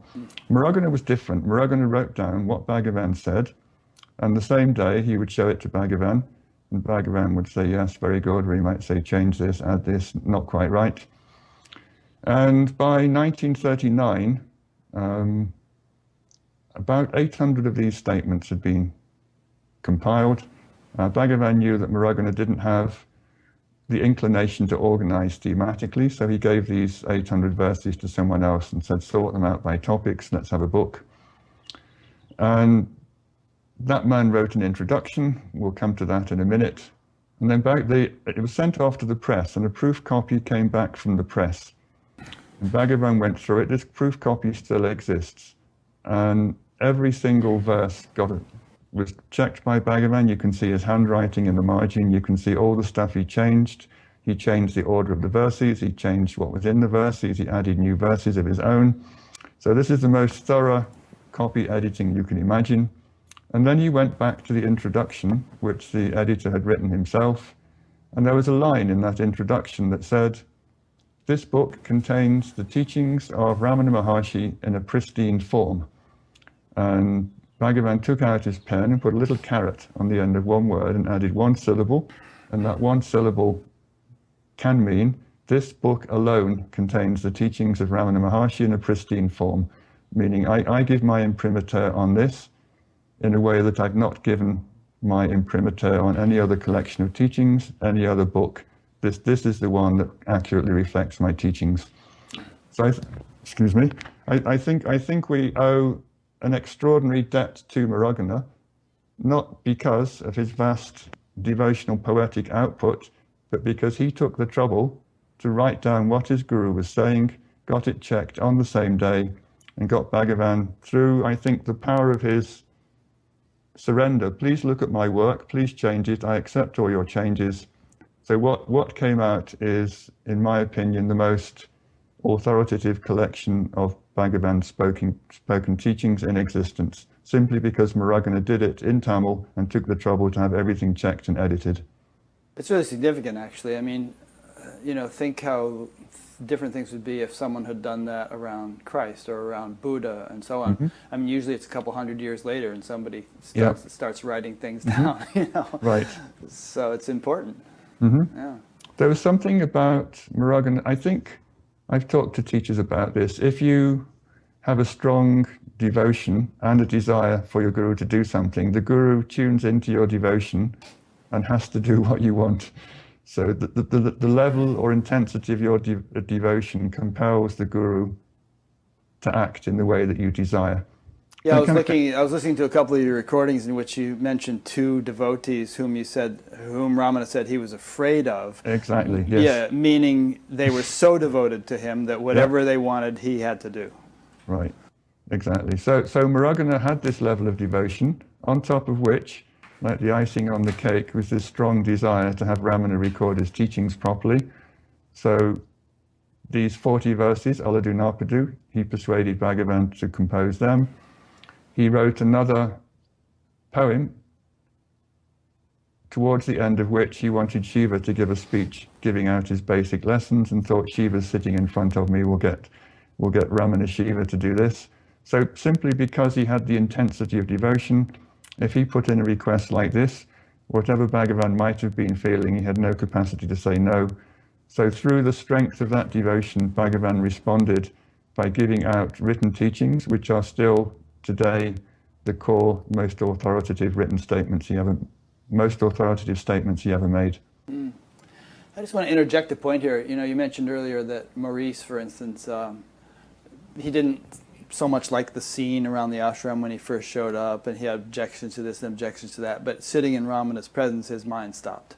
Right. And you know, there are so many stories like that around Ramana and around some other saints. And I just want to make the point to listeners that if you've ever had the experience of, or never had either, the experience of being in the presence of a great enlightened being like that, it's definitely worth seeking out if you can find such a person, because all the words in the world don't really do justice to the experience you have when you're in the immediate vicinity of someone of that magnitude. It has a profound and deeply moving effect on your consciousness. It just shifts, sometimes very radically, just being in the mere proximity of such a person. I agree entirely. My first proper experience of this was with Lakshmana Swami, probably 1978. In the previous 2 years, I'd been meditating all day. I was in my sadhu mode and sitting cross-legged, and my dhoti in my beard, and thought, this is it, I'm the great sadhu, I'm almost enlightened. Like you do when you start. Yeah. And somebody said, go and see this man. He got liberation with Bhagavan in the 1940s. He's got a great presence. So I thought, why not? You know, no harm in it, 5-minute walk. So I went and sat there, and he just turned his head like slowly and looked at me. And in 3 or 4 seconds, I got more peaceful, more quiet, more everything you can think of than I had from sitting all day, every day for 2 years. He just looked at me once, and I realized that I thought, you know, I made this much progress and there was this far to go. And then when he looked at me, I realized that was how far, that's what I'd done, and that was how far there was to go. Yeah. And the free lunch, if you like, the best way to get those extra big distances was to hang out with these people and spend as much time with them as possible. So that was a big change in my life. I thought, this is the way to go. Seek out these people, get their blessings, sit with them, and then you've got the wind behind you. Interesting, which you went ahead and did then for many years. Kind of an interesting lesson to be packed into 3 to 5 seconds of attention from someone. Well, there's a certain, somebody can tell you something and you might agree or you might disagree. Somebody can actually show you in one look, and that's incontrovertible. You can't argue with it. Yeah. There were some tidbits of notes I took down when I was reading. Some of it's from Moragana, but I just want to cover these little tidbits because they caught my attention. I thought I'd like to discuss these with David. One is, you said somewhere in something I was reading that a self-realized person has no motivation or ambition. And I heard that and I thought, well, what about Maurice? I mean, he's self-realized and he seemed to have, he's full of motivations and ambitions. I think Maurice got it quite late on in life with Nisargadatta. There's, you know, the story of Vivekananda and Ramakrishna. That he got the experience. He went into samadhi, and then Ramakrishna took him out, and then Vivekananda went all around the world, did his teaching, his preaching, wrote all his books, came back to India, and then he got the final experience from Ramakrishna again. And that's the chronology that seems to be accepted. And somebody talked to Bhagavan about this and said, well, if he got it immediately, if Ramakrishna had made him stay in that state, or maybe he wasn't ready, but if he had stayed in that state, he wouldn't have had that residual, I must go around the world and spread the teachings. I think his guru wanted him to do that, but he couldn't do that from the state of no desire, no ambition. So I think he gave him the power, gave him the initiation to go around the world. And when he came back, job done, his guru put him in that final state, and his missionary zeal was over. So Bhagavan himself said that had he had the experience first time round, he wouldn't have run around the world doing all these things. So I think with Morris, possibly Gandhi for all I know, Lakshmana Swami told me, and Papaji also, that Gandhi got it. He got the final experience late in life, but there was all this intense energy, this desire to change things, improve things, make things better, which animated them for several decades. And then finally, through that and through the parallel track of a hunger for transcendence, they got the final state soon before they ended their life. This is what people are telling me. Yeah, I mean, let's play with this a bit more. I mean, one way of reading this verse is, you know, a self-realized person has no personal motivation or ambition, but they may be a representative of divine motivation or ambition. And, you know, there are some great sages, such as Amrita Nandamai, who I saw last week, and you almost came down to see, who, you know, is involved in all sorts of projects and, you know, things to help people, who, you know, seems to be full of motivation and ambition, but it really doesn't seem to be personal, like, I got to do this. It's more like she's just serving as a conduit or as a representative of, you know, divine will. I can't comment on her. All I know is what Ramana said about Vivekananda, that in his case, if he'd had the final experience, he wouldn't have been motivated to go off. And so his guru knew that this was his destiny, or knew it was something he wanted to do. So he somehow withheld the final experience till he got back. Other people, the one thing you can't do is say everybody should be like this. All teachers have to exhibit this trait, and if they exhibit this other trait, then they can't be enlightened. I'm not going that route, because I've learned they come in every conceivable shape and size. And the most odd, bizarre characters seem to have it, and the ones who look pure and holy quite often don't. There's no one size fits all. Everyone has a destiny, physical destiny to fulfill in this life, and some of them do it from the enlightened perspective, and most don't. For example, Bhagavan would quote, he would list famous jnanis in history, and he'd always add King Janaka. I was just going to mention King Janaka, King Janaka was a busy man. He was an exemplary king. He ran his kingdom, but he did it all from the state of jnana.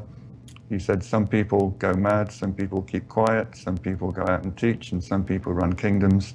You can't predict what's going to happen when this experience comes to you.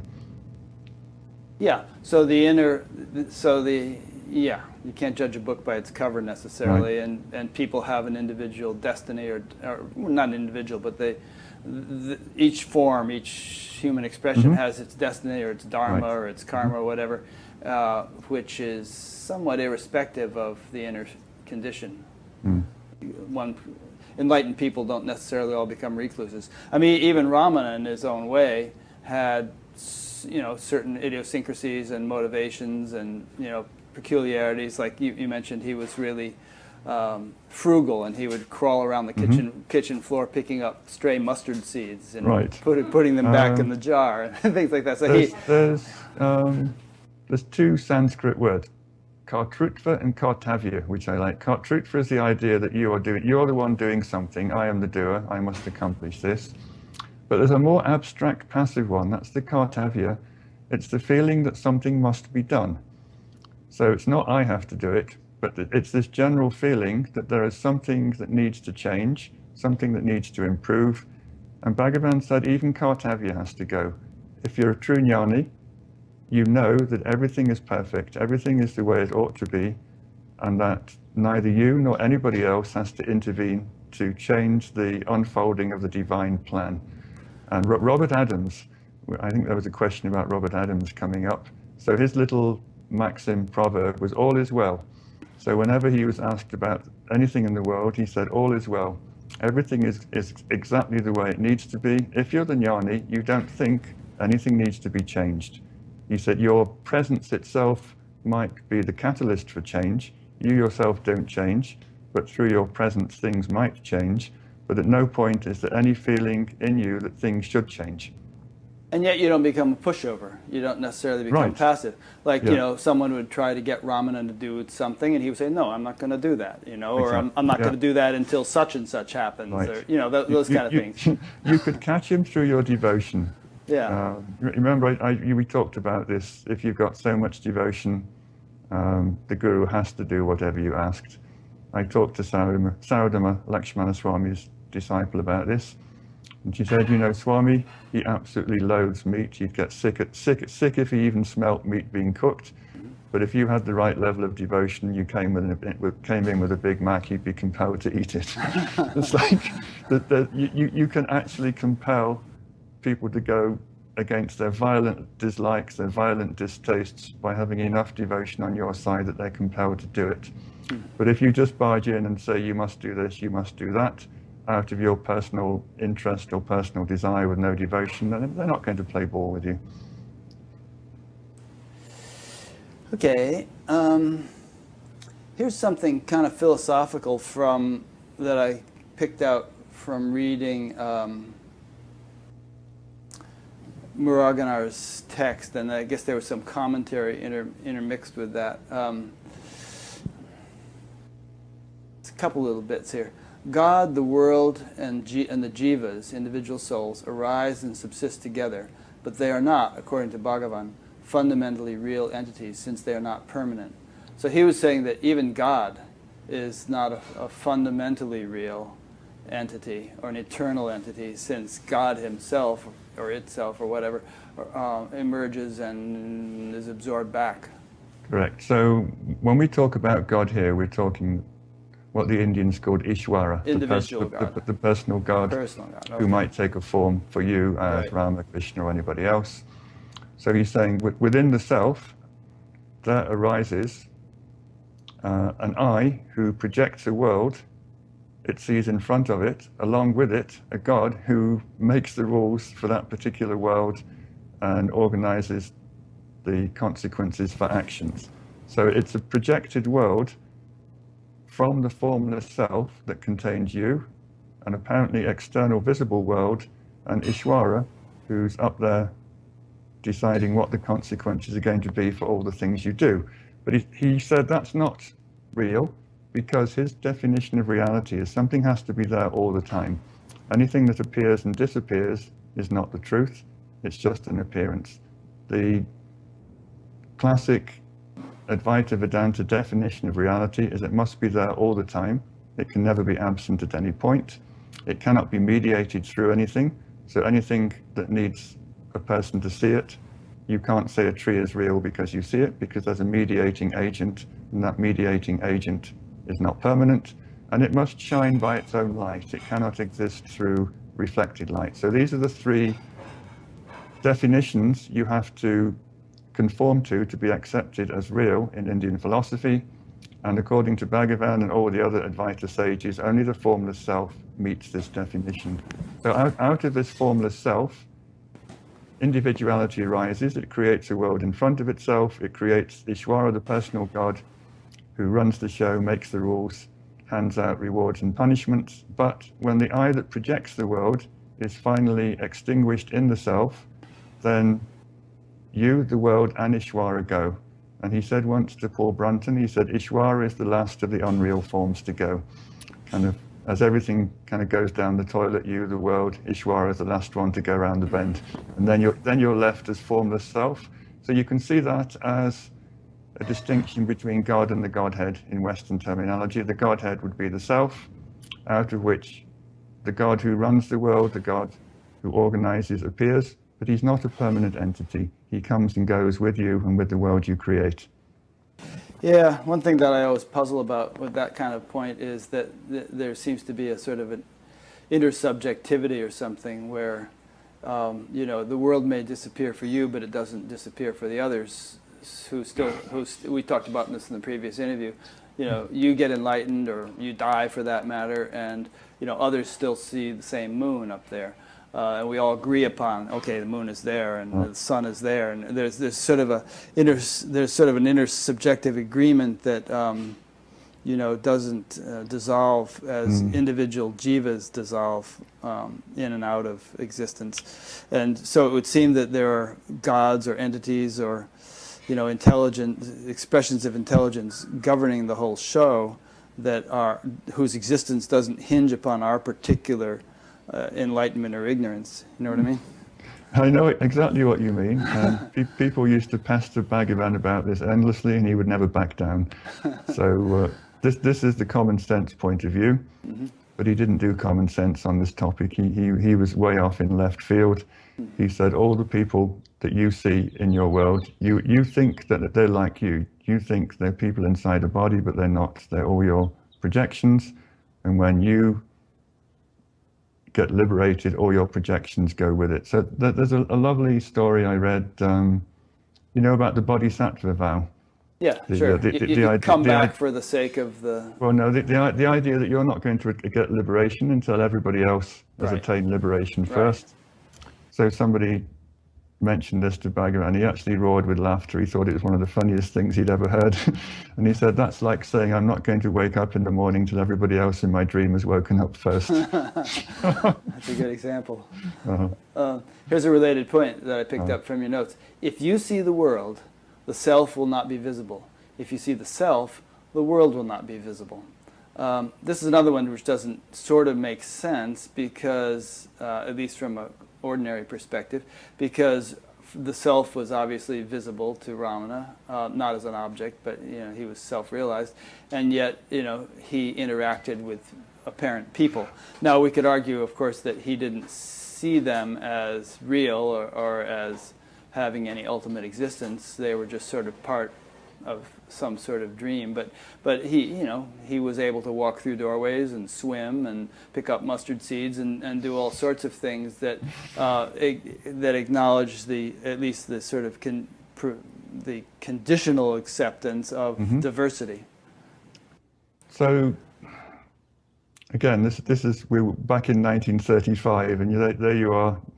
There are so many conversations that start with your premise, and he would dig his heels in, and the conversation could go in any one of several directions. He would say, he might take the solipsistic point of view and said, all of these things take place in your world, they don't take place in mine. Don't project onto me your projection and assume that I'm in your projection. I'm not. But then he would say that in the state of the self, all the world is Brahman, meaning the world doesn't wink out in this state.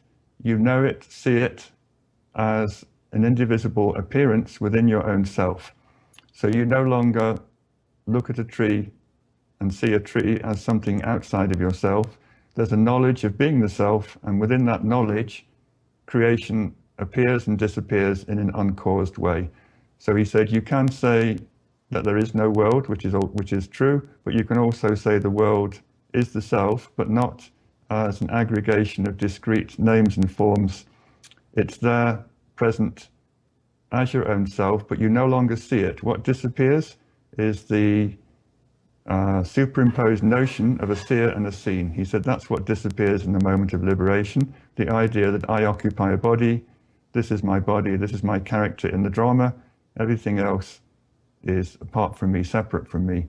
So he said, once you cease to identify with a particular form and know that you're not that body, then you know that you're equally the substratum of all the forms that appear, and that's how you live in the world. So it sort of harkens back to Shankara's three-part thing. You know, the world is an illusion, Brahman alone is real, the world is Brahman. So it's like you're still seeing the world, so to speak. No, you don't see it. But it's Brahman. I mean, you don't. So we are conditioned to register the world through senses as other. So what Bhagavan says disappears is this idea Sense of of otherness otherness. that's seen as separate. Right. He said you actually know yourself to be the tree in front of you. You don't see it in front of you. So it's very hard to get the grammar right on this. Yeah. But for example, I think when you're in that state, for example, people would try and give him extra food, and Bhagavan would say, I'm eating through every mouth in this dining room. I'm not this form you see in front of me. Every time someone swallows a mouthful of rice over there, that's me eating. It's all the same. Stop force feeding me. And there's a level of, once you get out of this identification with specific forms, then you start to experience input that all the other things are registering. So he would get upset if people were beating a tree outside with a stick to get the leaves or the mangoes off. He'd actually feel the pain on his body. Sure. So he was the tree. He wasn't seeing the tree. He'd somehow become the substratum of that tree. And when people in his neighborhood were bashing it, he'd kind of go, ouch. He'd actually feel the pain. So it's a very different way of registering what he would call the world. It wasn't something he saw, interacted with as anything separate. He was the substratum in which all those things came and left, but without ever losing the notion that they were coming and going in him. They weren't separate. Good. Nicely put. Let's talk about Mastan for a bit. Ah, he's a good one. So, here's a little blurb here. Mastan was a Muslim weaver who heard about Ramana Maharshi through a devotee who lived in his village. He came to see Ramana in the first decade of the last century during the Virupaksha cave period. And even before he had met Sri Ramana, he went into a paralyzing samadhi that lasted about 8 hours. This is an amusing story. Sri Ramana is on record as saying that of all the people who came to him, Mastan was in the most advanced state on the day he first arrived. Yeah, so he just showed up, touched the gate at the cave, right, and then went into samadhi for about 8 hours. Right. When I was researching Mastan, I went to Ganeshan, who was a repository of devotee stories. He made it his life's mission to go around and talk to all the old devotees and collect information. So he was one of my ports of call. At that point, I only had about half a page of information about Mastan, so I was scrambling around looking for people who might know something about him. And he said, oh, didn't I tell you that story about what Bhagavan told me about Mastan? I said, no, you haven't published anything, you haven't told me. And he said that he talked to a man called Viswanatha Swami, who was the son of his cousin, but also a devotee at Ramanashram. And he had said that when a jnani manifests on earth, then all kinds of beings are attracted to his presence. He said the gods might come down from the heavens. This is very unlike Ramana to talk about things like this. He said the gods might come down and have darshan.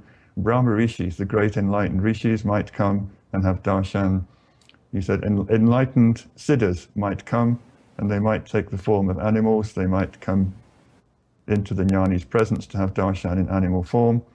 And then he said, and advanced devotees from all over will just feel that call and come. And then having given that list of gods, rishis, siddhas, and advanced devotees as an addendum to the story, he said, of all the people who came to see me, the one who arrived in the most advanced state was Mastan. That's Ramana wasn't someone who complimented people a lot. That is a ringing endorsement of Mastan's state. And can I also, before we digress, this whole business of siddhas coming to see Bhagavan, this was also a bit odd. He, with a totally straight face, he might just say, well, that sparrow who just flew in and perched on the beam, that was the siddha who took the form of a sparrow's body and came in to say hello. And he just seemed to think that there were these beings in and around Arunachala who had this ability to occupy an animal body and come and say hello to him and have darshan and go away again. I imagine some also came in their subtle body. They didn't have to take a physical flesh and blood body. Exactly. At one point, there was a woman, kind of devata, who apparently he thought she was a bit of a nuisance. She was following him around. Nobody could see him except Ramana. And somebody else spotted her one day and said, "Oh, I'm glad you can see her. No one else can see her. She follows me around all over the hill trying to serve me and give me food." And I keep telling her, "I don't need your service. Go and serve somebody else." She was just there in her subtle body. She was just there in her subtle body trying to help out. Yeah. So, but he made a point of going to the ashram gate on his birthday every year and personally supervising the feeding of all the sadhus who came. He said, "Great." This is Mastan we're talking about. No, this is Ramana. Ramana. Ramana, okay. So Ramana said, "Great beings come. They want to pay their respects on my birthday. I'm not going to tell you who they are. They're coming incognito, but out of respect, I'm going to make sure they get properly served." So he would stand and make sure everybody in the line got a proper, respectful bowl full of food, but he never would say who they were, and then they went away for another year. Yeah. So all of these extraordinary beings would be attracted to him. There is a Mastan connection. In Skandashram, on a festival day, a golden mongoose showed up, and it came to Virupaksha cave. It wasn't the usual grey colour, it was a gold colour. And people assumed it was a pet because it was very friendly, it was quite inquisitive, it would run in and out of rooms, check out. Bhagavan's old attendant, Palaniswami, was still alive, so it went to see Palaniswami, then it came up the hill. And the only person at Skandashram was Mastan and Bhagavan. And Bhagavan told Mastan, this is a sage of Arunachala. He's come to have darshan. He's come to see us in this form of the mongoose. So that was an interesting encounter between Mastan and Bhagavan. So it's hard to keep a straight face when you hear these stories, but Bhagavan didn't joke about these things. He actually saw all these great beings coming to see him, coming to have his darshan in strange forms. This kind of thing is rather routine in a lot of Indian scriptures, where some great beings such as Rama or somebody takes birth, and then hordes of other beings say, "Okay, he's going to take birth. Let's go." And exactly. They all come around in various forms. Can I digress a little bit about Sure. a wonderful man that I know? His name is Sharad Tiwari, and he was a big engineer for the Madhya Pradesh government. And he was responsible for signing off all the plans for the Narmada River dams. This was a big dam project in central India. Lots and lots of big dams were being built. He came to see Papaji very early in his life, got an experience that turned him into a kind of ecstatic bhakta, if you like, but with the undercurrent of self-knowledge. So when I saw him, he was utterly incapable of holding down any kind of job. I saw him in Papaji's house, and quite literally, you had to hold a bowl in front of him with a spoon like this and say, open your mouth, Sharad, close, chew, swallow." And at night time, you had to lie him down and put a sheet over him so he'd go to sleep. And I thought, this man is not the right person to be in charge of safety of big dams in India. This man can't even put a spoonful of food into his mouth. So I said, "How do you manage at work, Sharad? How do you read technical books? Do you keep up on engineering?" No, that's the day after I met Papaji, I never read a technical book again. So I said, "How do you do your job? How do you satisfy yourself that these dams aren't going to fall down?" He said, "Oh, Papaji does all that for me."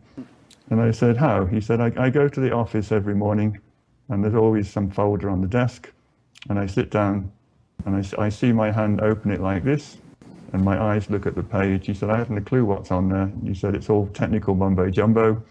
But then I see my hand reaching out to the pen, and it picks it up and says, "Okay," or "Not okay, please change." And he said, "At the end of the day, I've cleared everything off my desk. I take nothing home in my head. I take home no papers. And whatever that pen has written has always turned out to be correct. Papaji guides my hand to write the right things on the right reports. And none of my dams have ever fallen down, and every few years I get a promotion." Wow. So I thought, this is a really good advertisement for enlightenment. Like, you don't have to think, you don't have to have headaches over complicated jobs. Just surrender to God, and God makes you write the right thing on your forms. So then I said to him, "Sharad, lots of people had this experience with Papaji, and it lasted hours, days, weeks. You seem to have got it 30 years ago. How did you manage to keep it, and why do you think all these other people lost it?" And he said, "If you have the absolute conviction when you sit with him, that you're sitting in the presence of God himself, then the experience will never lose. And I'd never heard Papaji say this. And I said, well, that's interesting. So how do you get that conviction? He said, I don't get it. I sit there in front of him and I see all the gods from the heavens come into his living room and I'm seeing them dancing around his head. I see them prostrate to him in midair. And he said, I think, well, if all these gods from the heavens are prostrating to this man in front of me, that this must be the supreme God. So I've had that conviction all my life and the experience never left me. Interesting. So we can't all be like that. We don't have these visionary proclivities, but he just said, I know because I've seen them come in, I've seen them bow. Nothing has ever dented my conviction that this is the supreme being, and the fact that these gods come in and bow to him just endorses it. Yeah, no, some people have that kind of perception. Mm-hmm. That's reminiscent of a story I read that you wrote about Papaji himself, where he was walking in Rishikesh with somebody, and he suddenly turned in some direction, and the guy said, well, where are you going? He said, I don't know. And he said, well, how far is it going to be? And he said, right. I don't know. He said, well, when are we going to get there? He said, we'll know when we get there. And why are we going? He said, I really don't know. And so they finally got there, and they found to some remote place where there was some sadhu or something that was just ripe for exactly self-realization, and Papaji just blessed him, and he had that experience and then went on his way. Papaji never, he said, I've lived in the silence all my life, and I've learned to trust everything it makes me do. So this is an interesting, there's nobody in there thinking, I must do this, I should do that. On that particular day, the person told me we were walking to town to have a cup of tea and read a free newspaper in a cafe. He was a bit of a miser. He wouldn't buy his newspaper. He wanted a free one every morning. So they'd walk down the river, have a cup of tea and read the paper. But halfway there, he just veered off. And he said, I've lived in that silence. And if this silence suddenly makes my body take a 90-degree turn, I don't think, what about my cup of tea? What about my newspaper? I accept that I'm being propelled somewhere, and I just go to that somewhere. And he said, when I find out the reason for that diversion, something inside me recognizes that was the reason I didn't end up with my cup of tea and the newspaper. And I recognize that business is finished, and then I can go back to the normal routine of going for my cup of tea. But he said, I don't wonder why I'm suddenly being shot off at 90 degrees. I don't think there must be somebody at the end who's waiting for me. The self just says, right turn, step, step, step. And then suddenly I see someone and I think, oh, that's the reason. And we have the transaction, he has the experience, and then I go back to my normal life again. Interesting way to live.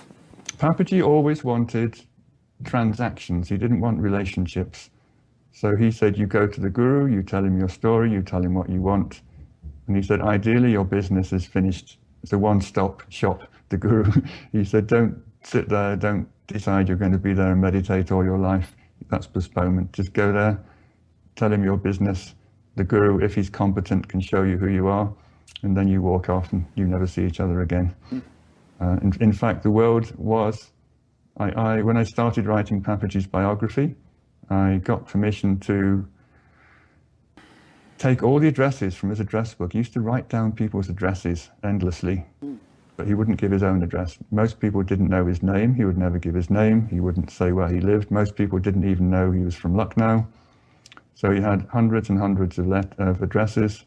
I sent a form letter saying, why is your address in Papaji's address book? What's your connection? What's your story? And lots of people wrote back, said, oh, thank you for this. I met him 30 years ago. I didn't even know his name. He wouldn't tell me who he was. He wouldn't let me follow him. He wouldn't tell me where he lived. Please thank him for what he did for me, because I've never seen him again. We met once 30 years ago. And of all the replies I got, the one that impressed me the most was just a postcard I got from Venezuela. He was there in the 70s. And all it said is, dear Mr. Godman, please tell Mr. Punja he did not waste his time in Venezuela. The day I met him, I became happy, and I've been happy every day since. Tell him thank you. Interesting. Yeah.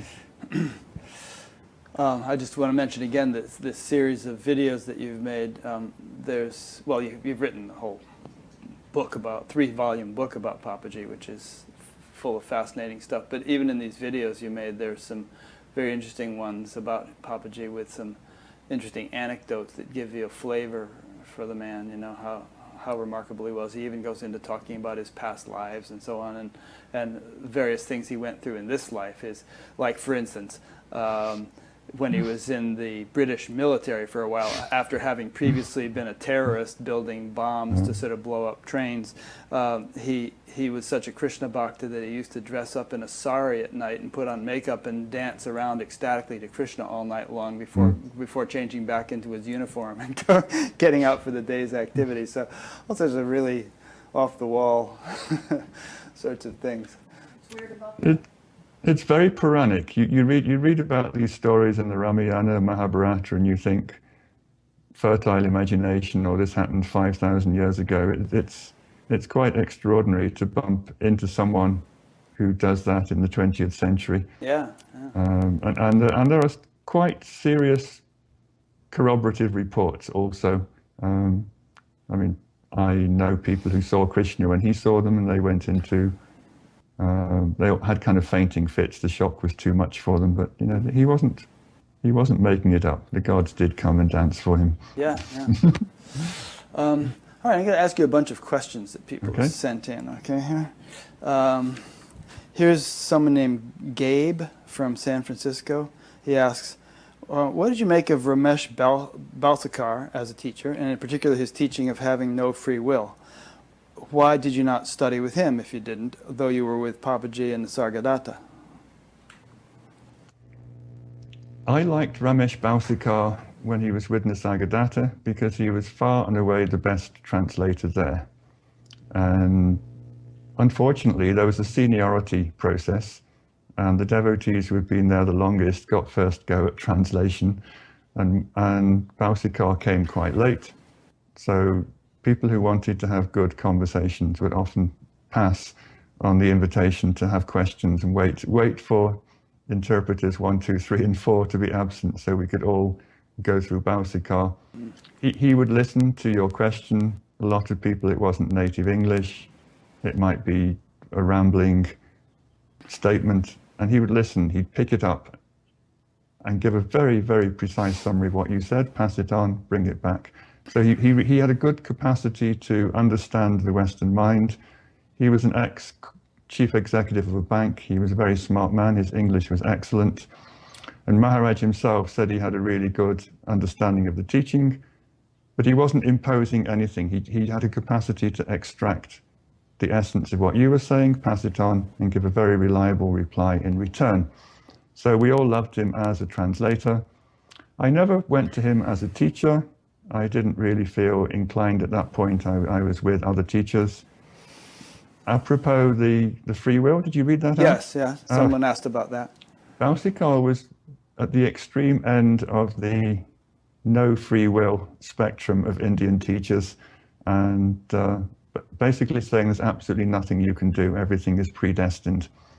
Bhagavan would say that all your actions are part of a predestined script, but that you always have the freedom not to associate with the person who is performing the actions. He said that's your one true freedom in life. You can't choose what the body is going to do, but you can choose to do self-inquiry, to find out who this I is, who you think is performing the actions, and then when that I disappears, you will know who you really are. The body will continue with its predestined script, but it will be nothing to do with you because you don't identify with it anymore. And although this was the answer he generally gave to people, there's a very interesting reply he gave in a book called Upadesha Manjari, Spiritual Instruction. He said, destiny only affects the extroverted mind. The more you introvert your mind, the more you transcend your destiny. So there was a cop-out clause with Ramana that on the whole, he would say actions are destined, but he did say that intense meditation and intense introversion gives you the capacity to change your destiny in some way. Yeah, and it would seem that if you're going to do intense meditation or intense introversion, that might actually be a choice, you know, that you might freely make. You might hear that advice from him and say, well, all right, sounds like good advice. Yeah. I think I'll buckle down and do it. I've had this conversation with all kinds of people. Everybody wants to know about this because it's such an odd thing for anyone to say. And the one thing that Bhagavan never clarified directly is, are your thoughts predestined as well as your body's actions? Indirectly, I would say his attitude would be no, because if you have the choice to say who just picked up that cup, and you have the choice either to go into that or not go into it, then your thoughts are not predestined. But there's no actual record of him saying explicitly one way or the other whether thoughts are predestined or not. Yeah, I don't know, who am I to say, but it seems to me that if you know, there's that whole verse in the Gita about not taking on the dharma of another, the dharma of another brings danger. And it would seem to me that if you perceive yourself as having free will, then exercise it wisely, you know, and don't sort of use as a cop-out, well, there's no free will and I'm just going to sort of do whatever.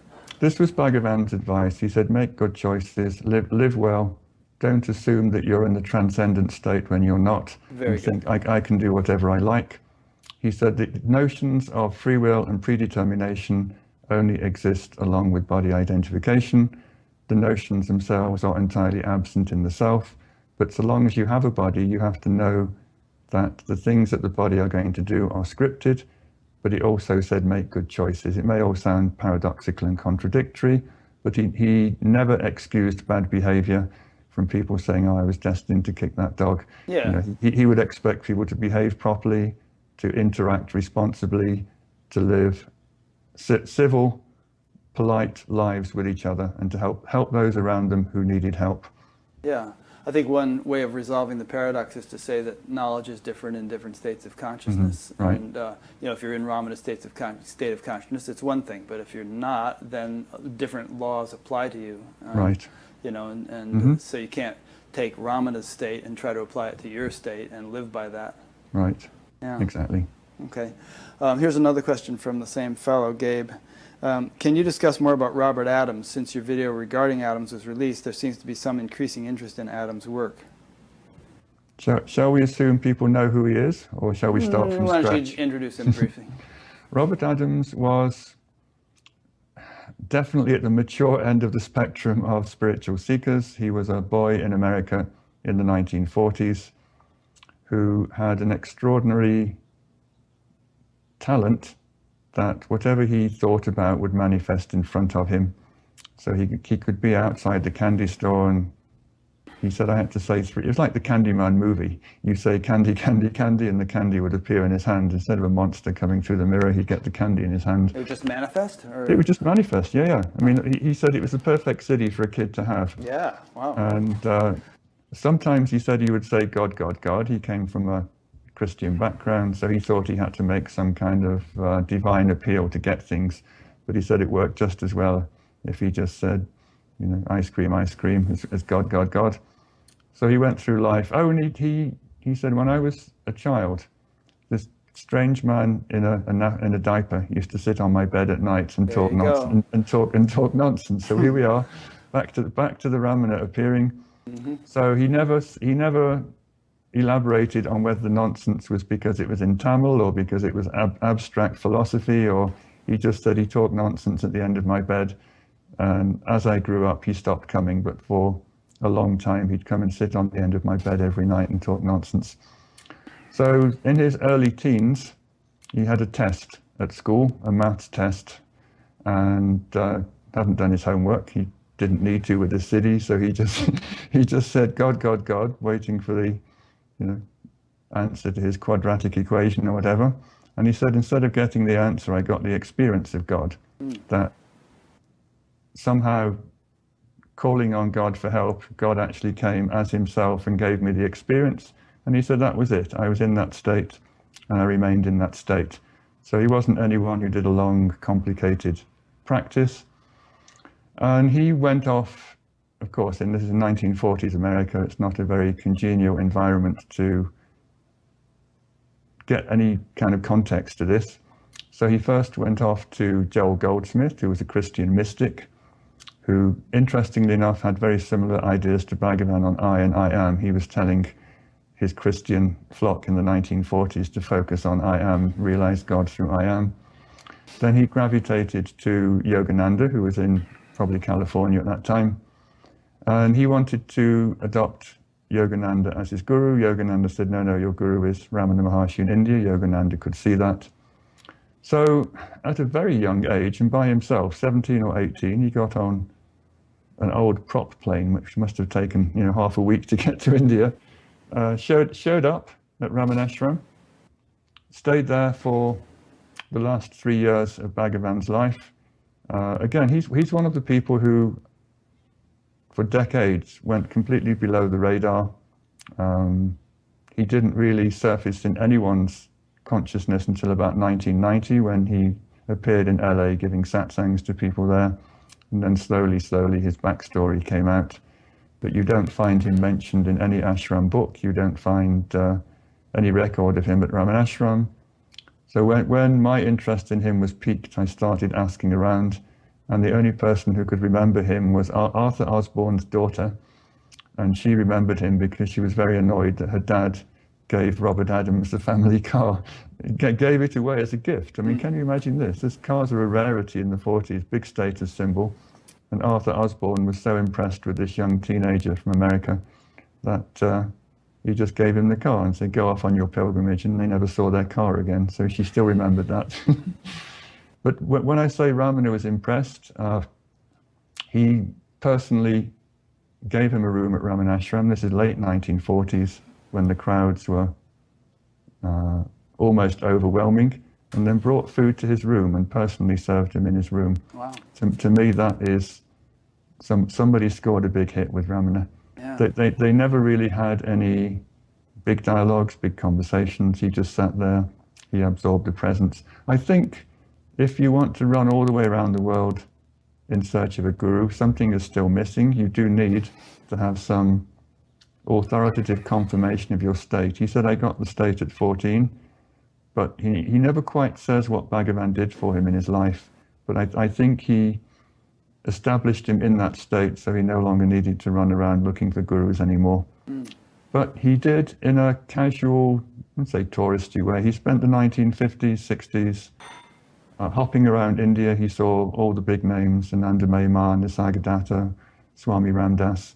You don't get many stories, but he seemed to have been a peripatetic Indian pilgrim for decades. Got married. He still has a widow still alive, a daughter somewhere, and then just lived a completely obscure life in America in around 1990s. Somebody put an advertisement in whatever the equivalent of Craigslist was in those days, saying, I'm a Ramana devotee. I'm looking for devotees to have a Ramana satsang. Anybody like to join me? And who should turn up but Robert?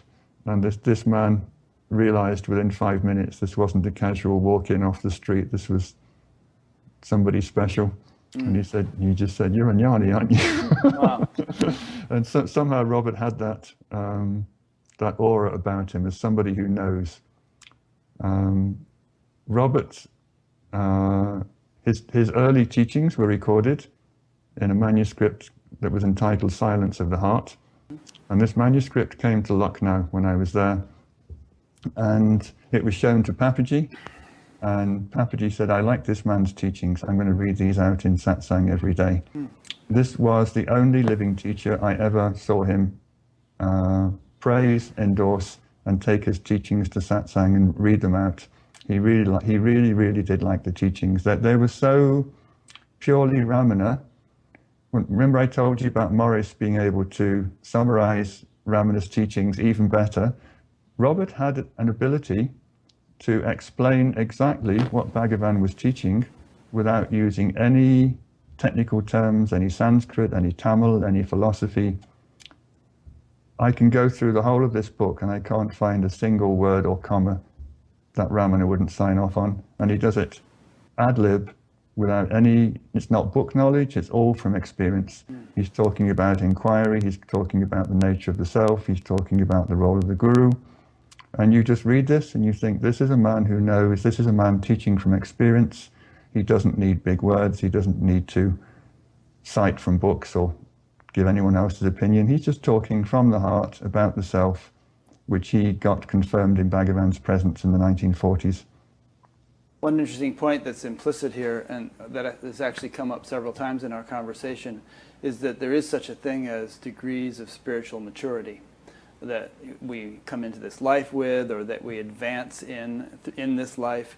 And you know, I know you don't want to talk about Neo-Advaita, neither do I, but you know, this whole notion that, you know, there are no levels, there are no degrees, you're all already enlightened, there's nothing you need to do, and all that stuff doesn't really jibe with reality, in my opinion. Okay, I agree. So the traditional, although it's true on some level. But. Yeah, the Vedanta, or the Vedantic tradition that Bhagavan was associated with, he said some people get it by hearing the truth once from a guru. The guru might say you are Brahman, and you think, yes, that's true, I'm Brahman, and you get it. There are people who have to do a little work, and there are people who have to slog away in the trenches for lifetimes to get it. And I think it's a mistake to think that you're anywhere near categories 1 and 2. I think categories 1 and 2 are quite rare categories, and that people think or delude themselves into believing they're almost enlightened, that they just need to have one quick satsang or go and see this guru and they'll get it. Yeah, I was going to save this question till the end, but actually it's appropriate now. Something related to the. Oh, I'm sorry. Go ahead. Sorry, no, there's a Saiva idea which I really like. Saiva is the South Indian Siva tradition, Mm-hmm. and they have 3 categories. The most mature devotees can get liberation directly from the self. That would be somebody like Bhagavan. The next category, you can get it if God appears in front of you. God himself can come down and you can have a relationship with God. That would be like, remember I told you about Manika Vachika, who wanted a guru, and Shiva appeared and fulfilled that role. So he was ready enough not to have the necessity of a human being, although Shiva did appear in human form. And then there's everybody else who are just so enmeshed in samsara that they actually need that physical guru to get them out. And that's the vast majority of people. Yeah. So these could parallel the 3 stages of hearing, the people who listen, do a bit of practice, and everybody else. Related to this, I was going to save this till the end, but Subare from Kolkata, India asks, after so many years of dedicated seeking, how does David approach his own self-inquiry now? What did he discover about it, if anything? Has anything changed in his application and his feelings about it? Remember I told you in the beginning I was the gung-ho sadhu who thought, I can do this by myself, I can sit here, I can, like the Buddha, be a light unto yourself, do everything through your own effort, get your own results. I've, how shall we say, I wouldn't say matured, developed. Now I know that my progress is contingent on the power that I know comes off my teachers. I feel more and more a feeling of love, veneration, respect, devotion to all these people.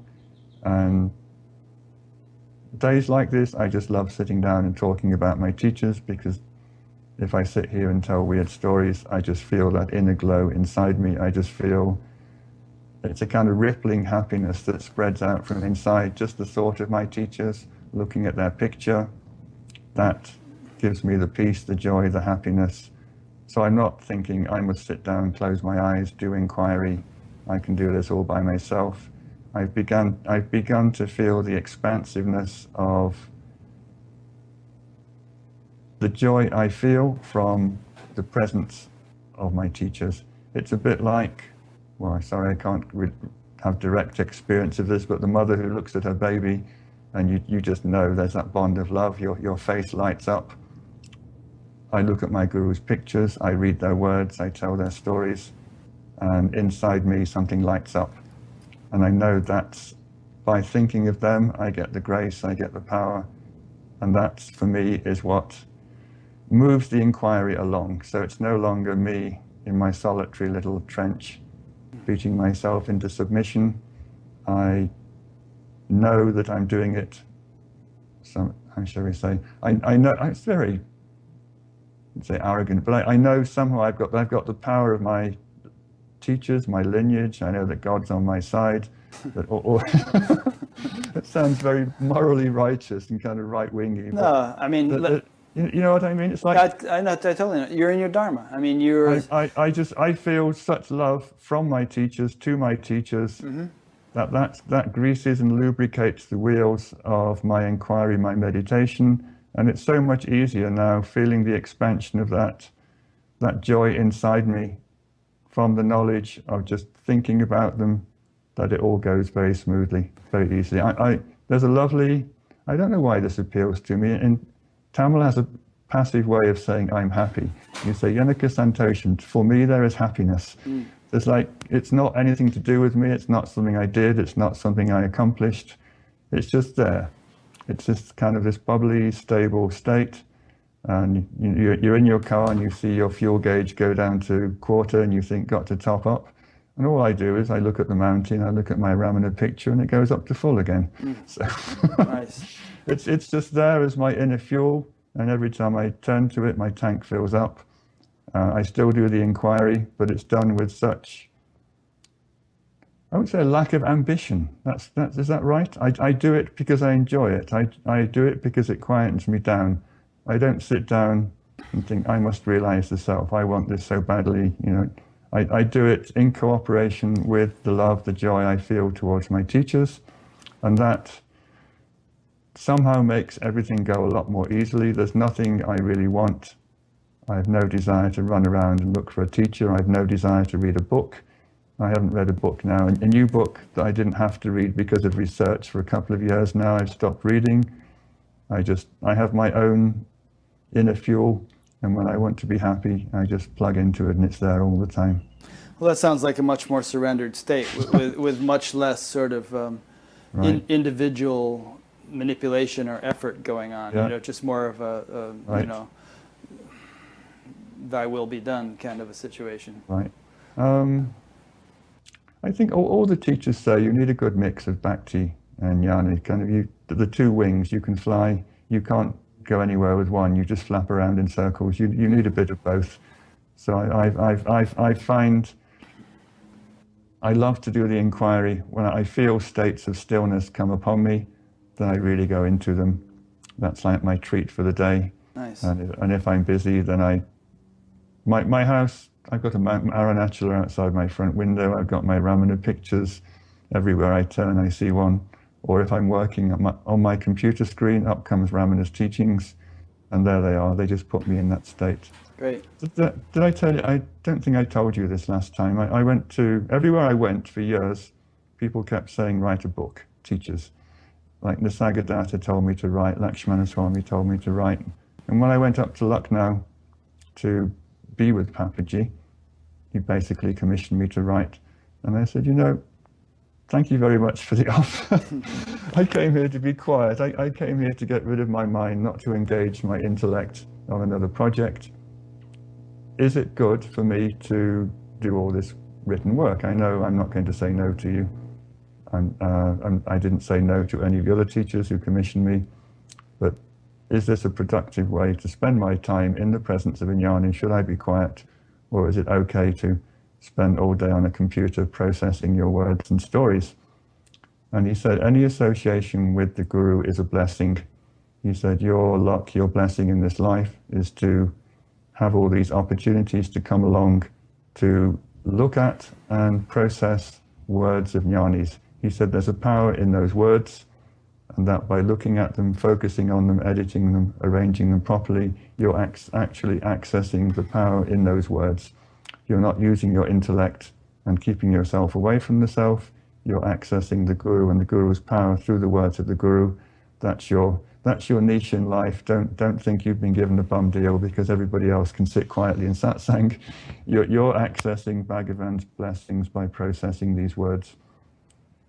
Plus, you got a lot more interaction and personal contact with some of these people than you otherwise would have. Yeah.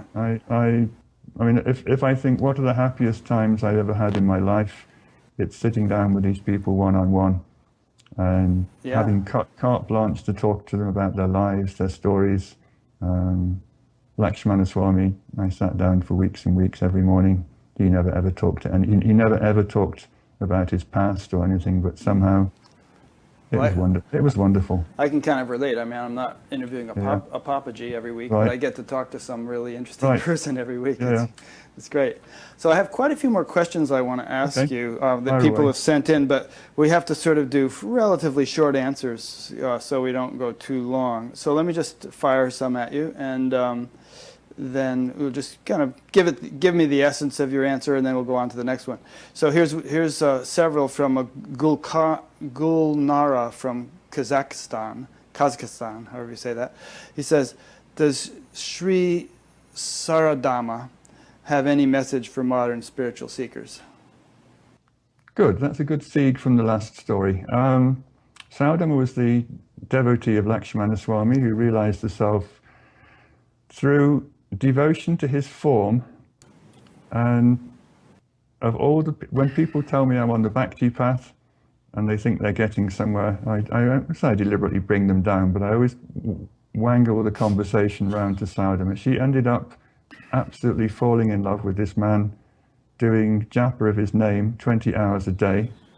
And in the 4 hours she was sleeping, she'd dream about him for the other 4.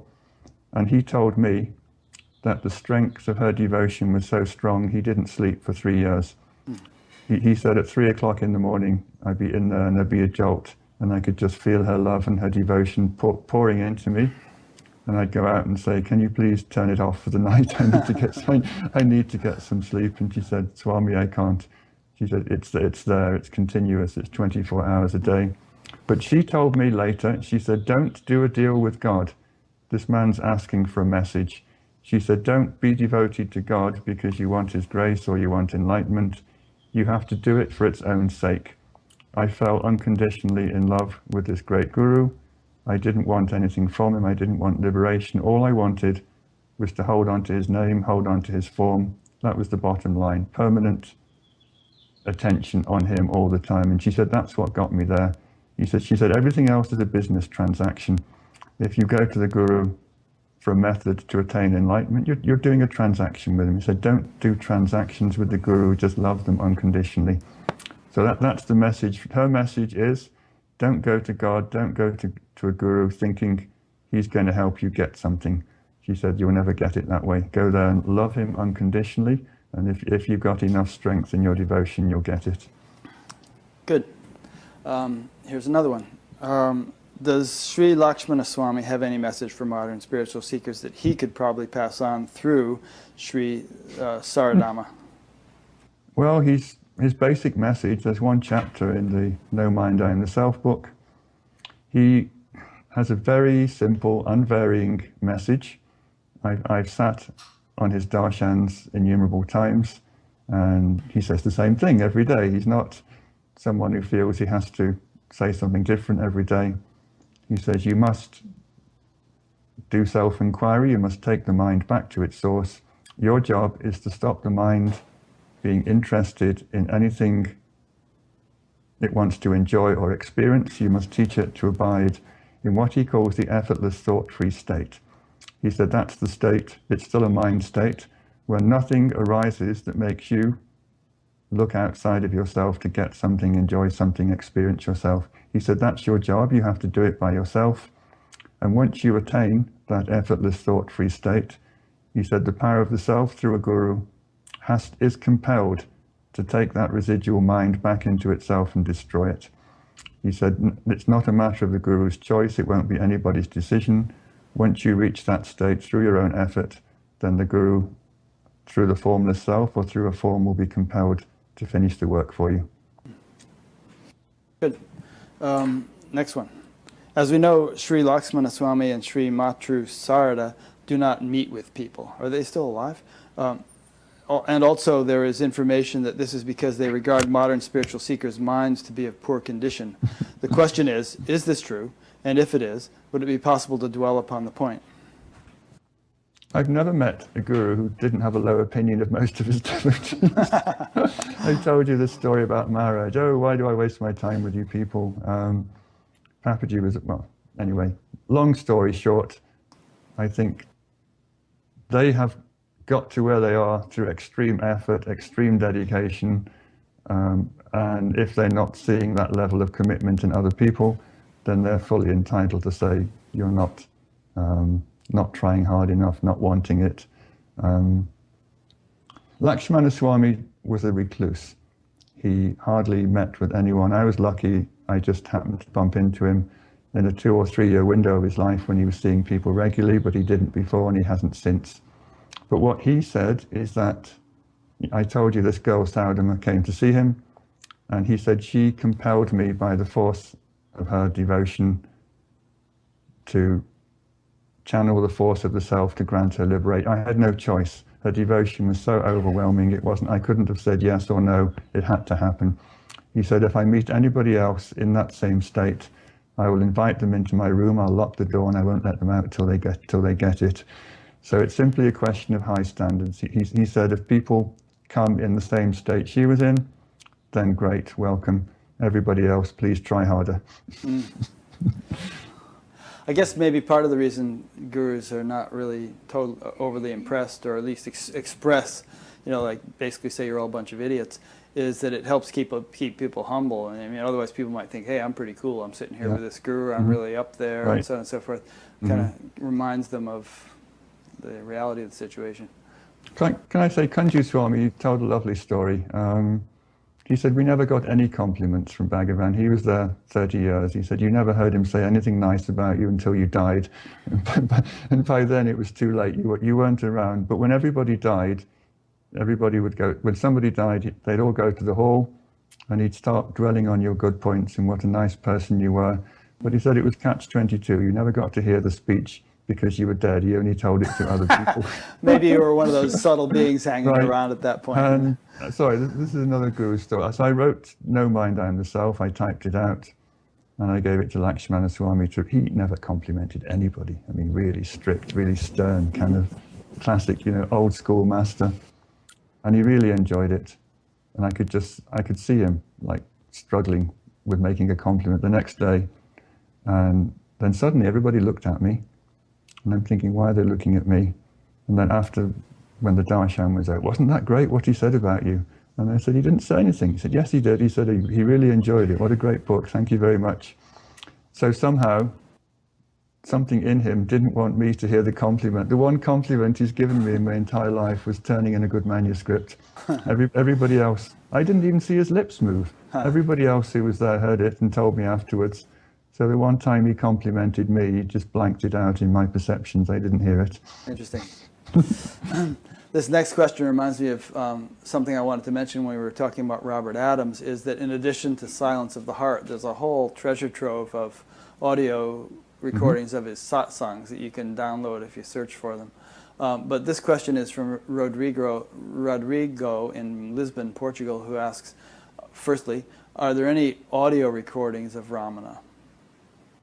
This was one of his interesting quirks. He never said no to a camera and he never said yes to a microphone. There are lots and lots of home movies, hundreds, thousands of photos, but every time somebody suggested an audio recording, he always vetoed it. And occasionally he said, my teaching is silence, how are you going to record that? That's interesting, yeah. And you can kind of get the silence from looking at the videos. So he had, to me, odd, let's say habits, just things that are just inexplicable. He refused ever to sign his name. He just put a line and people would witness it. And that caused bureaucratic legal problems. For example, somebody wanted to collect his mail at the post office. It would have been very simple for him to sign a letter. Ramana Maharshi, please give all my letters to my brother. And he wouldn't. He just put a line at the bottom. And somebody witnessed it, and the postmaster said, I'll accept that if he's illiterate, but he's not, he writes poetry. Right. So tell him no one else can collect his mail unless he writes his own name at the bottom. And he refused. I mean, it could have made life so much simpler if he'd written Ramana at the bottom of that letter. So that there were problems of him not signing, which is, to me, is just an oddity. Just generally, he would take an easy solution. We won't cause any friction. We'll sign the name and be done with it. And the same with the audio recording. I don't know why, if you're so welcoming to everybody who turns up with a camera, why you can't say a few words into a microphone, but that was that was his way. Huh.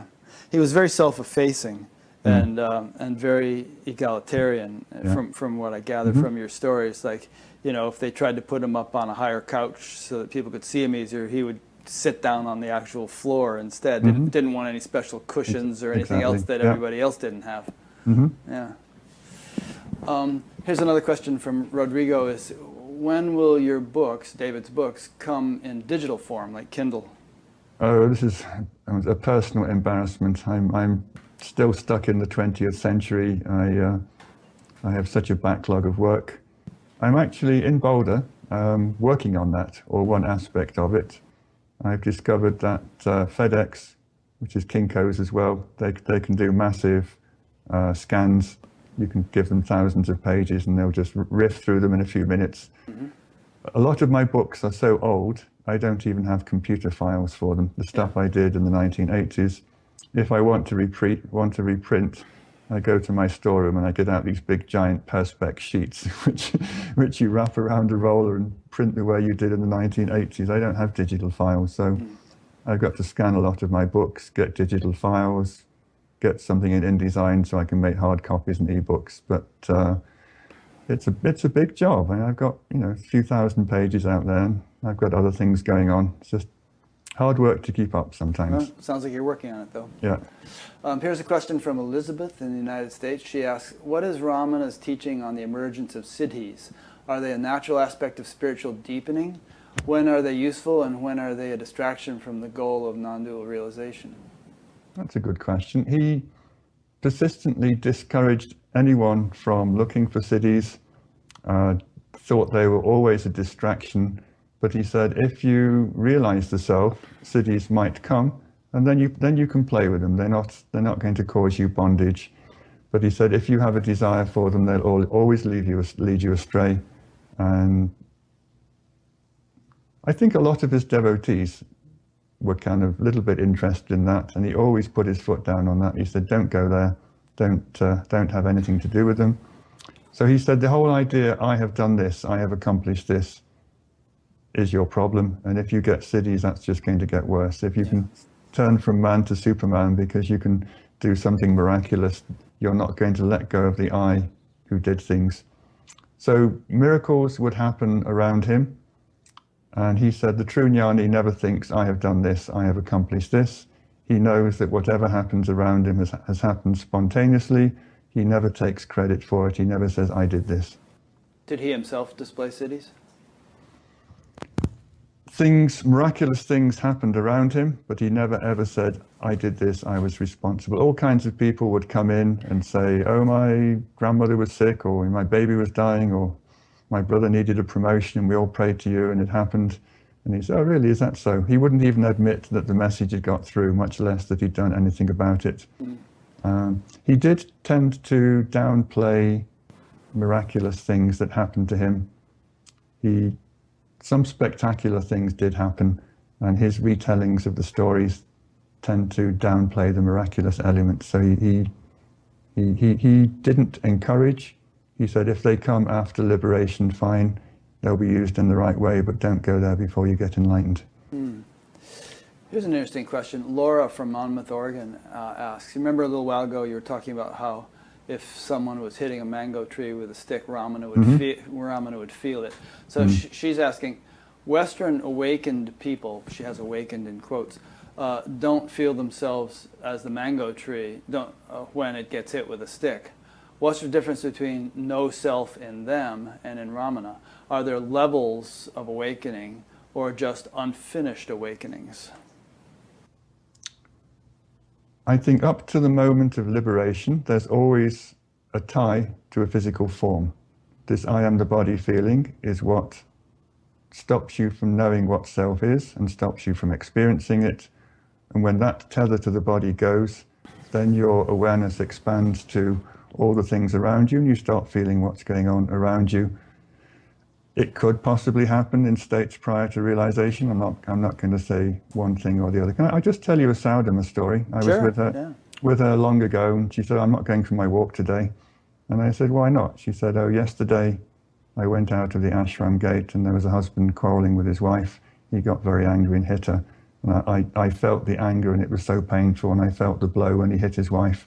I'm not walking past their house until they've resolved their differences. So this just does seem to be a common aspect of people in this state.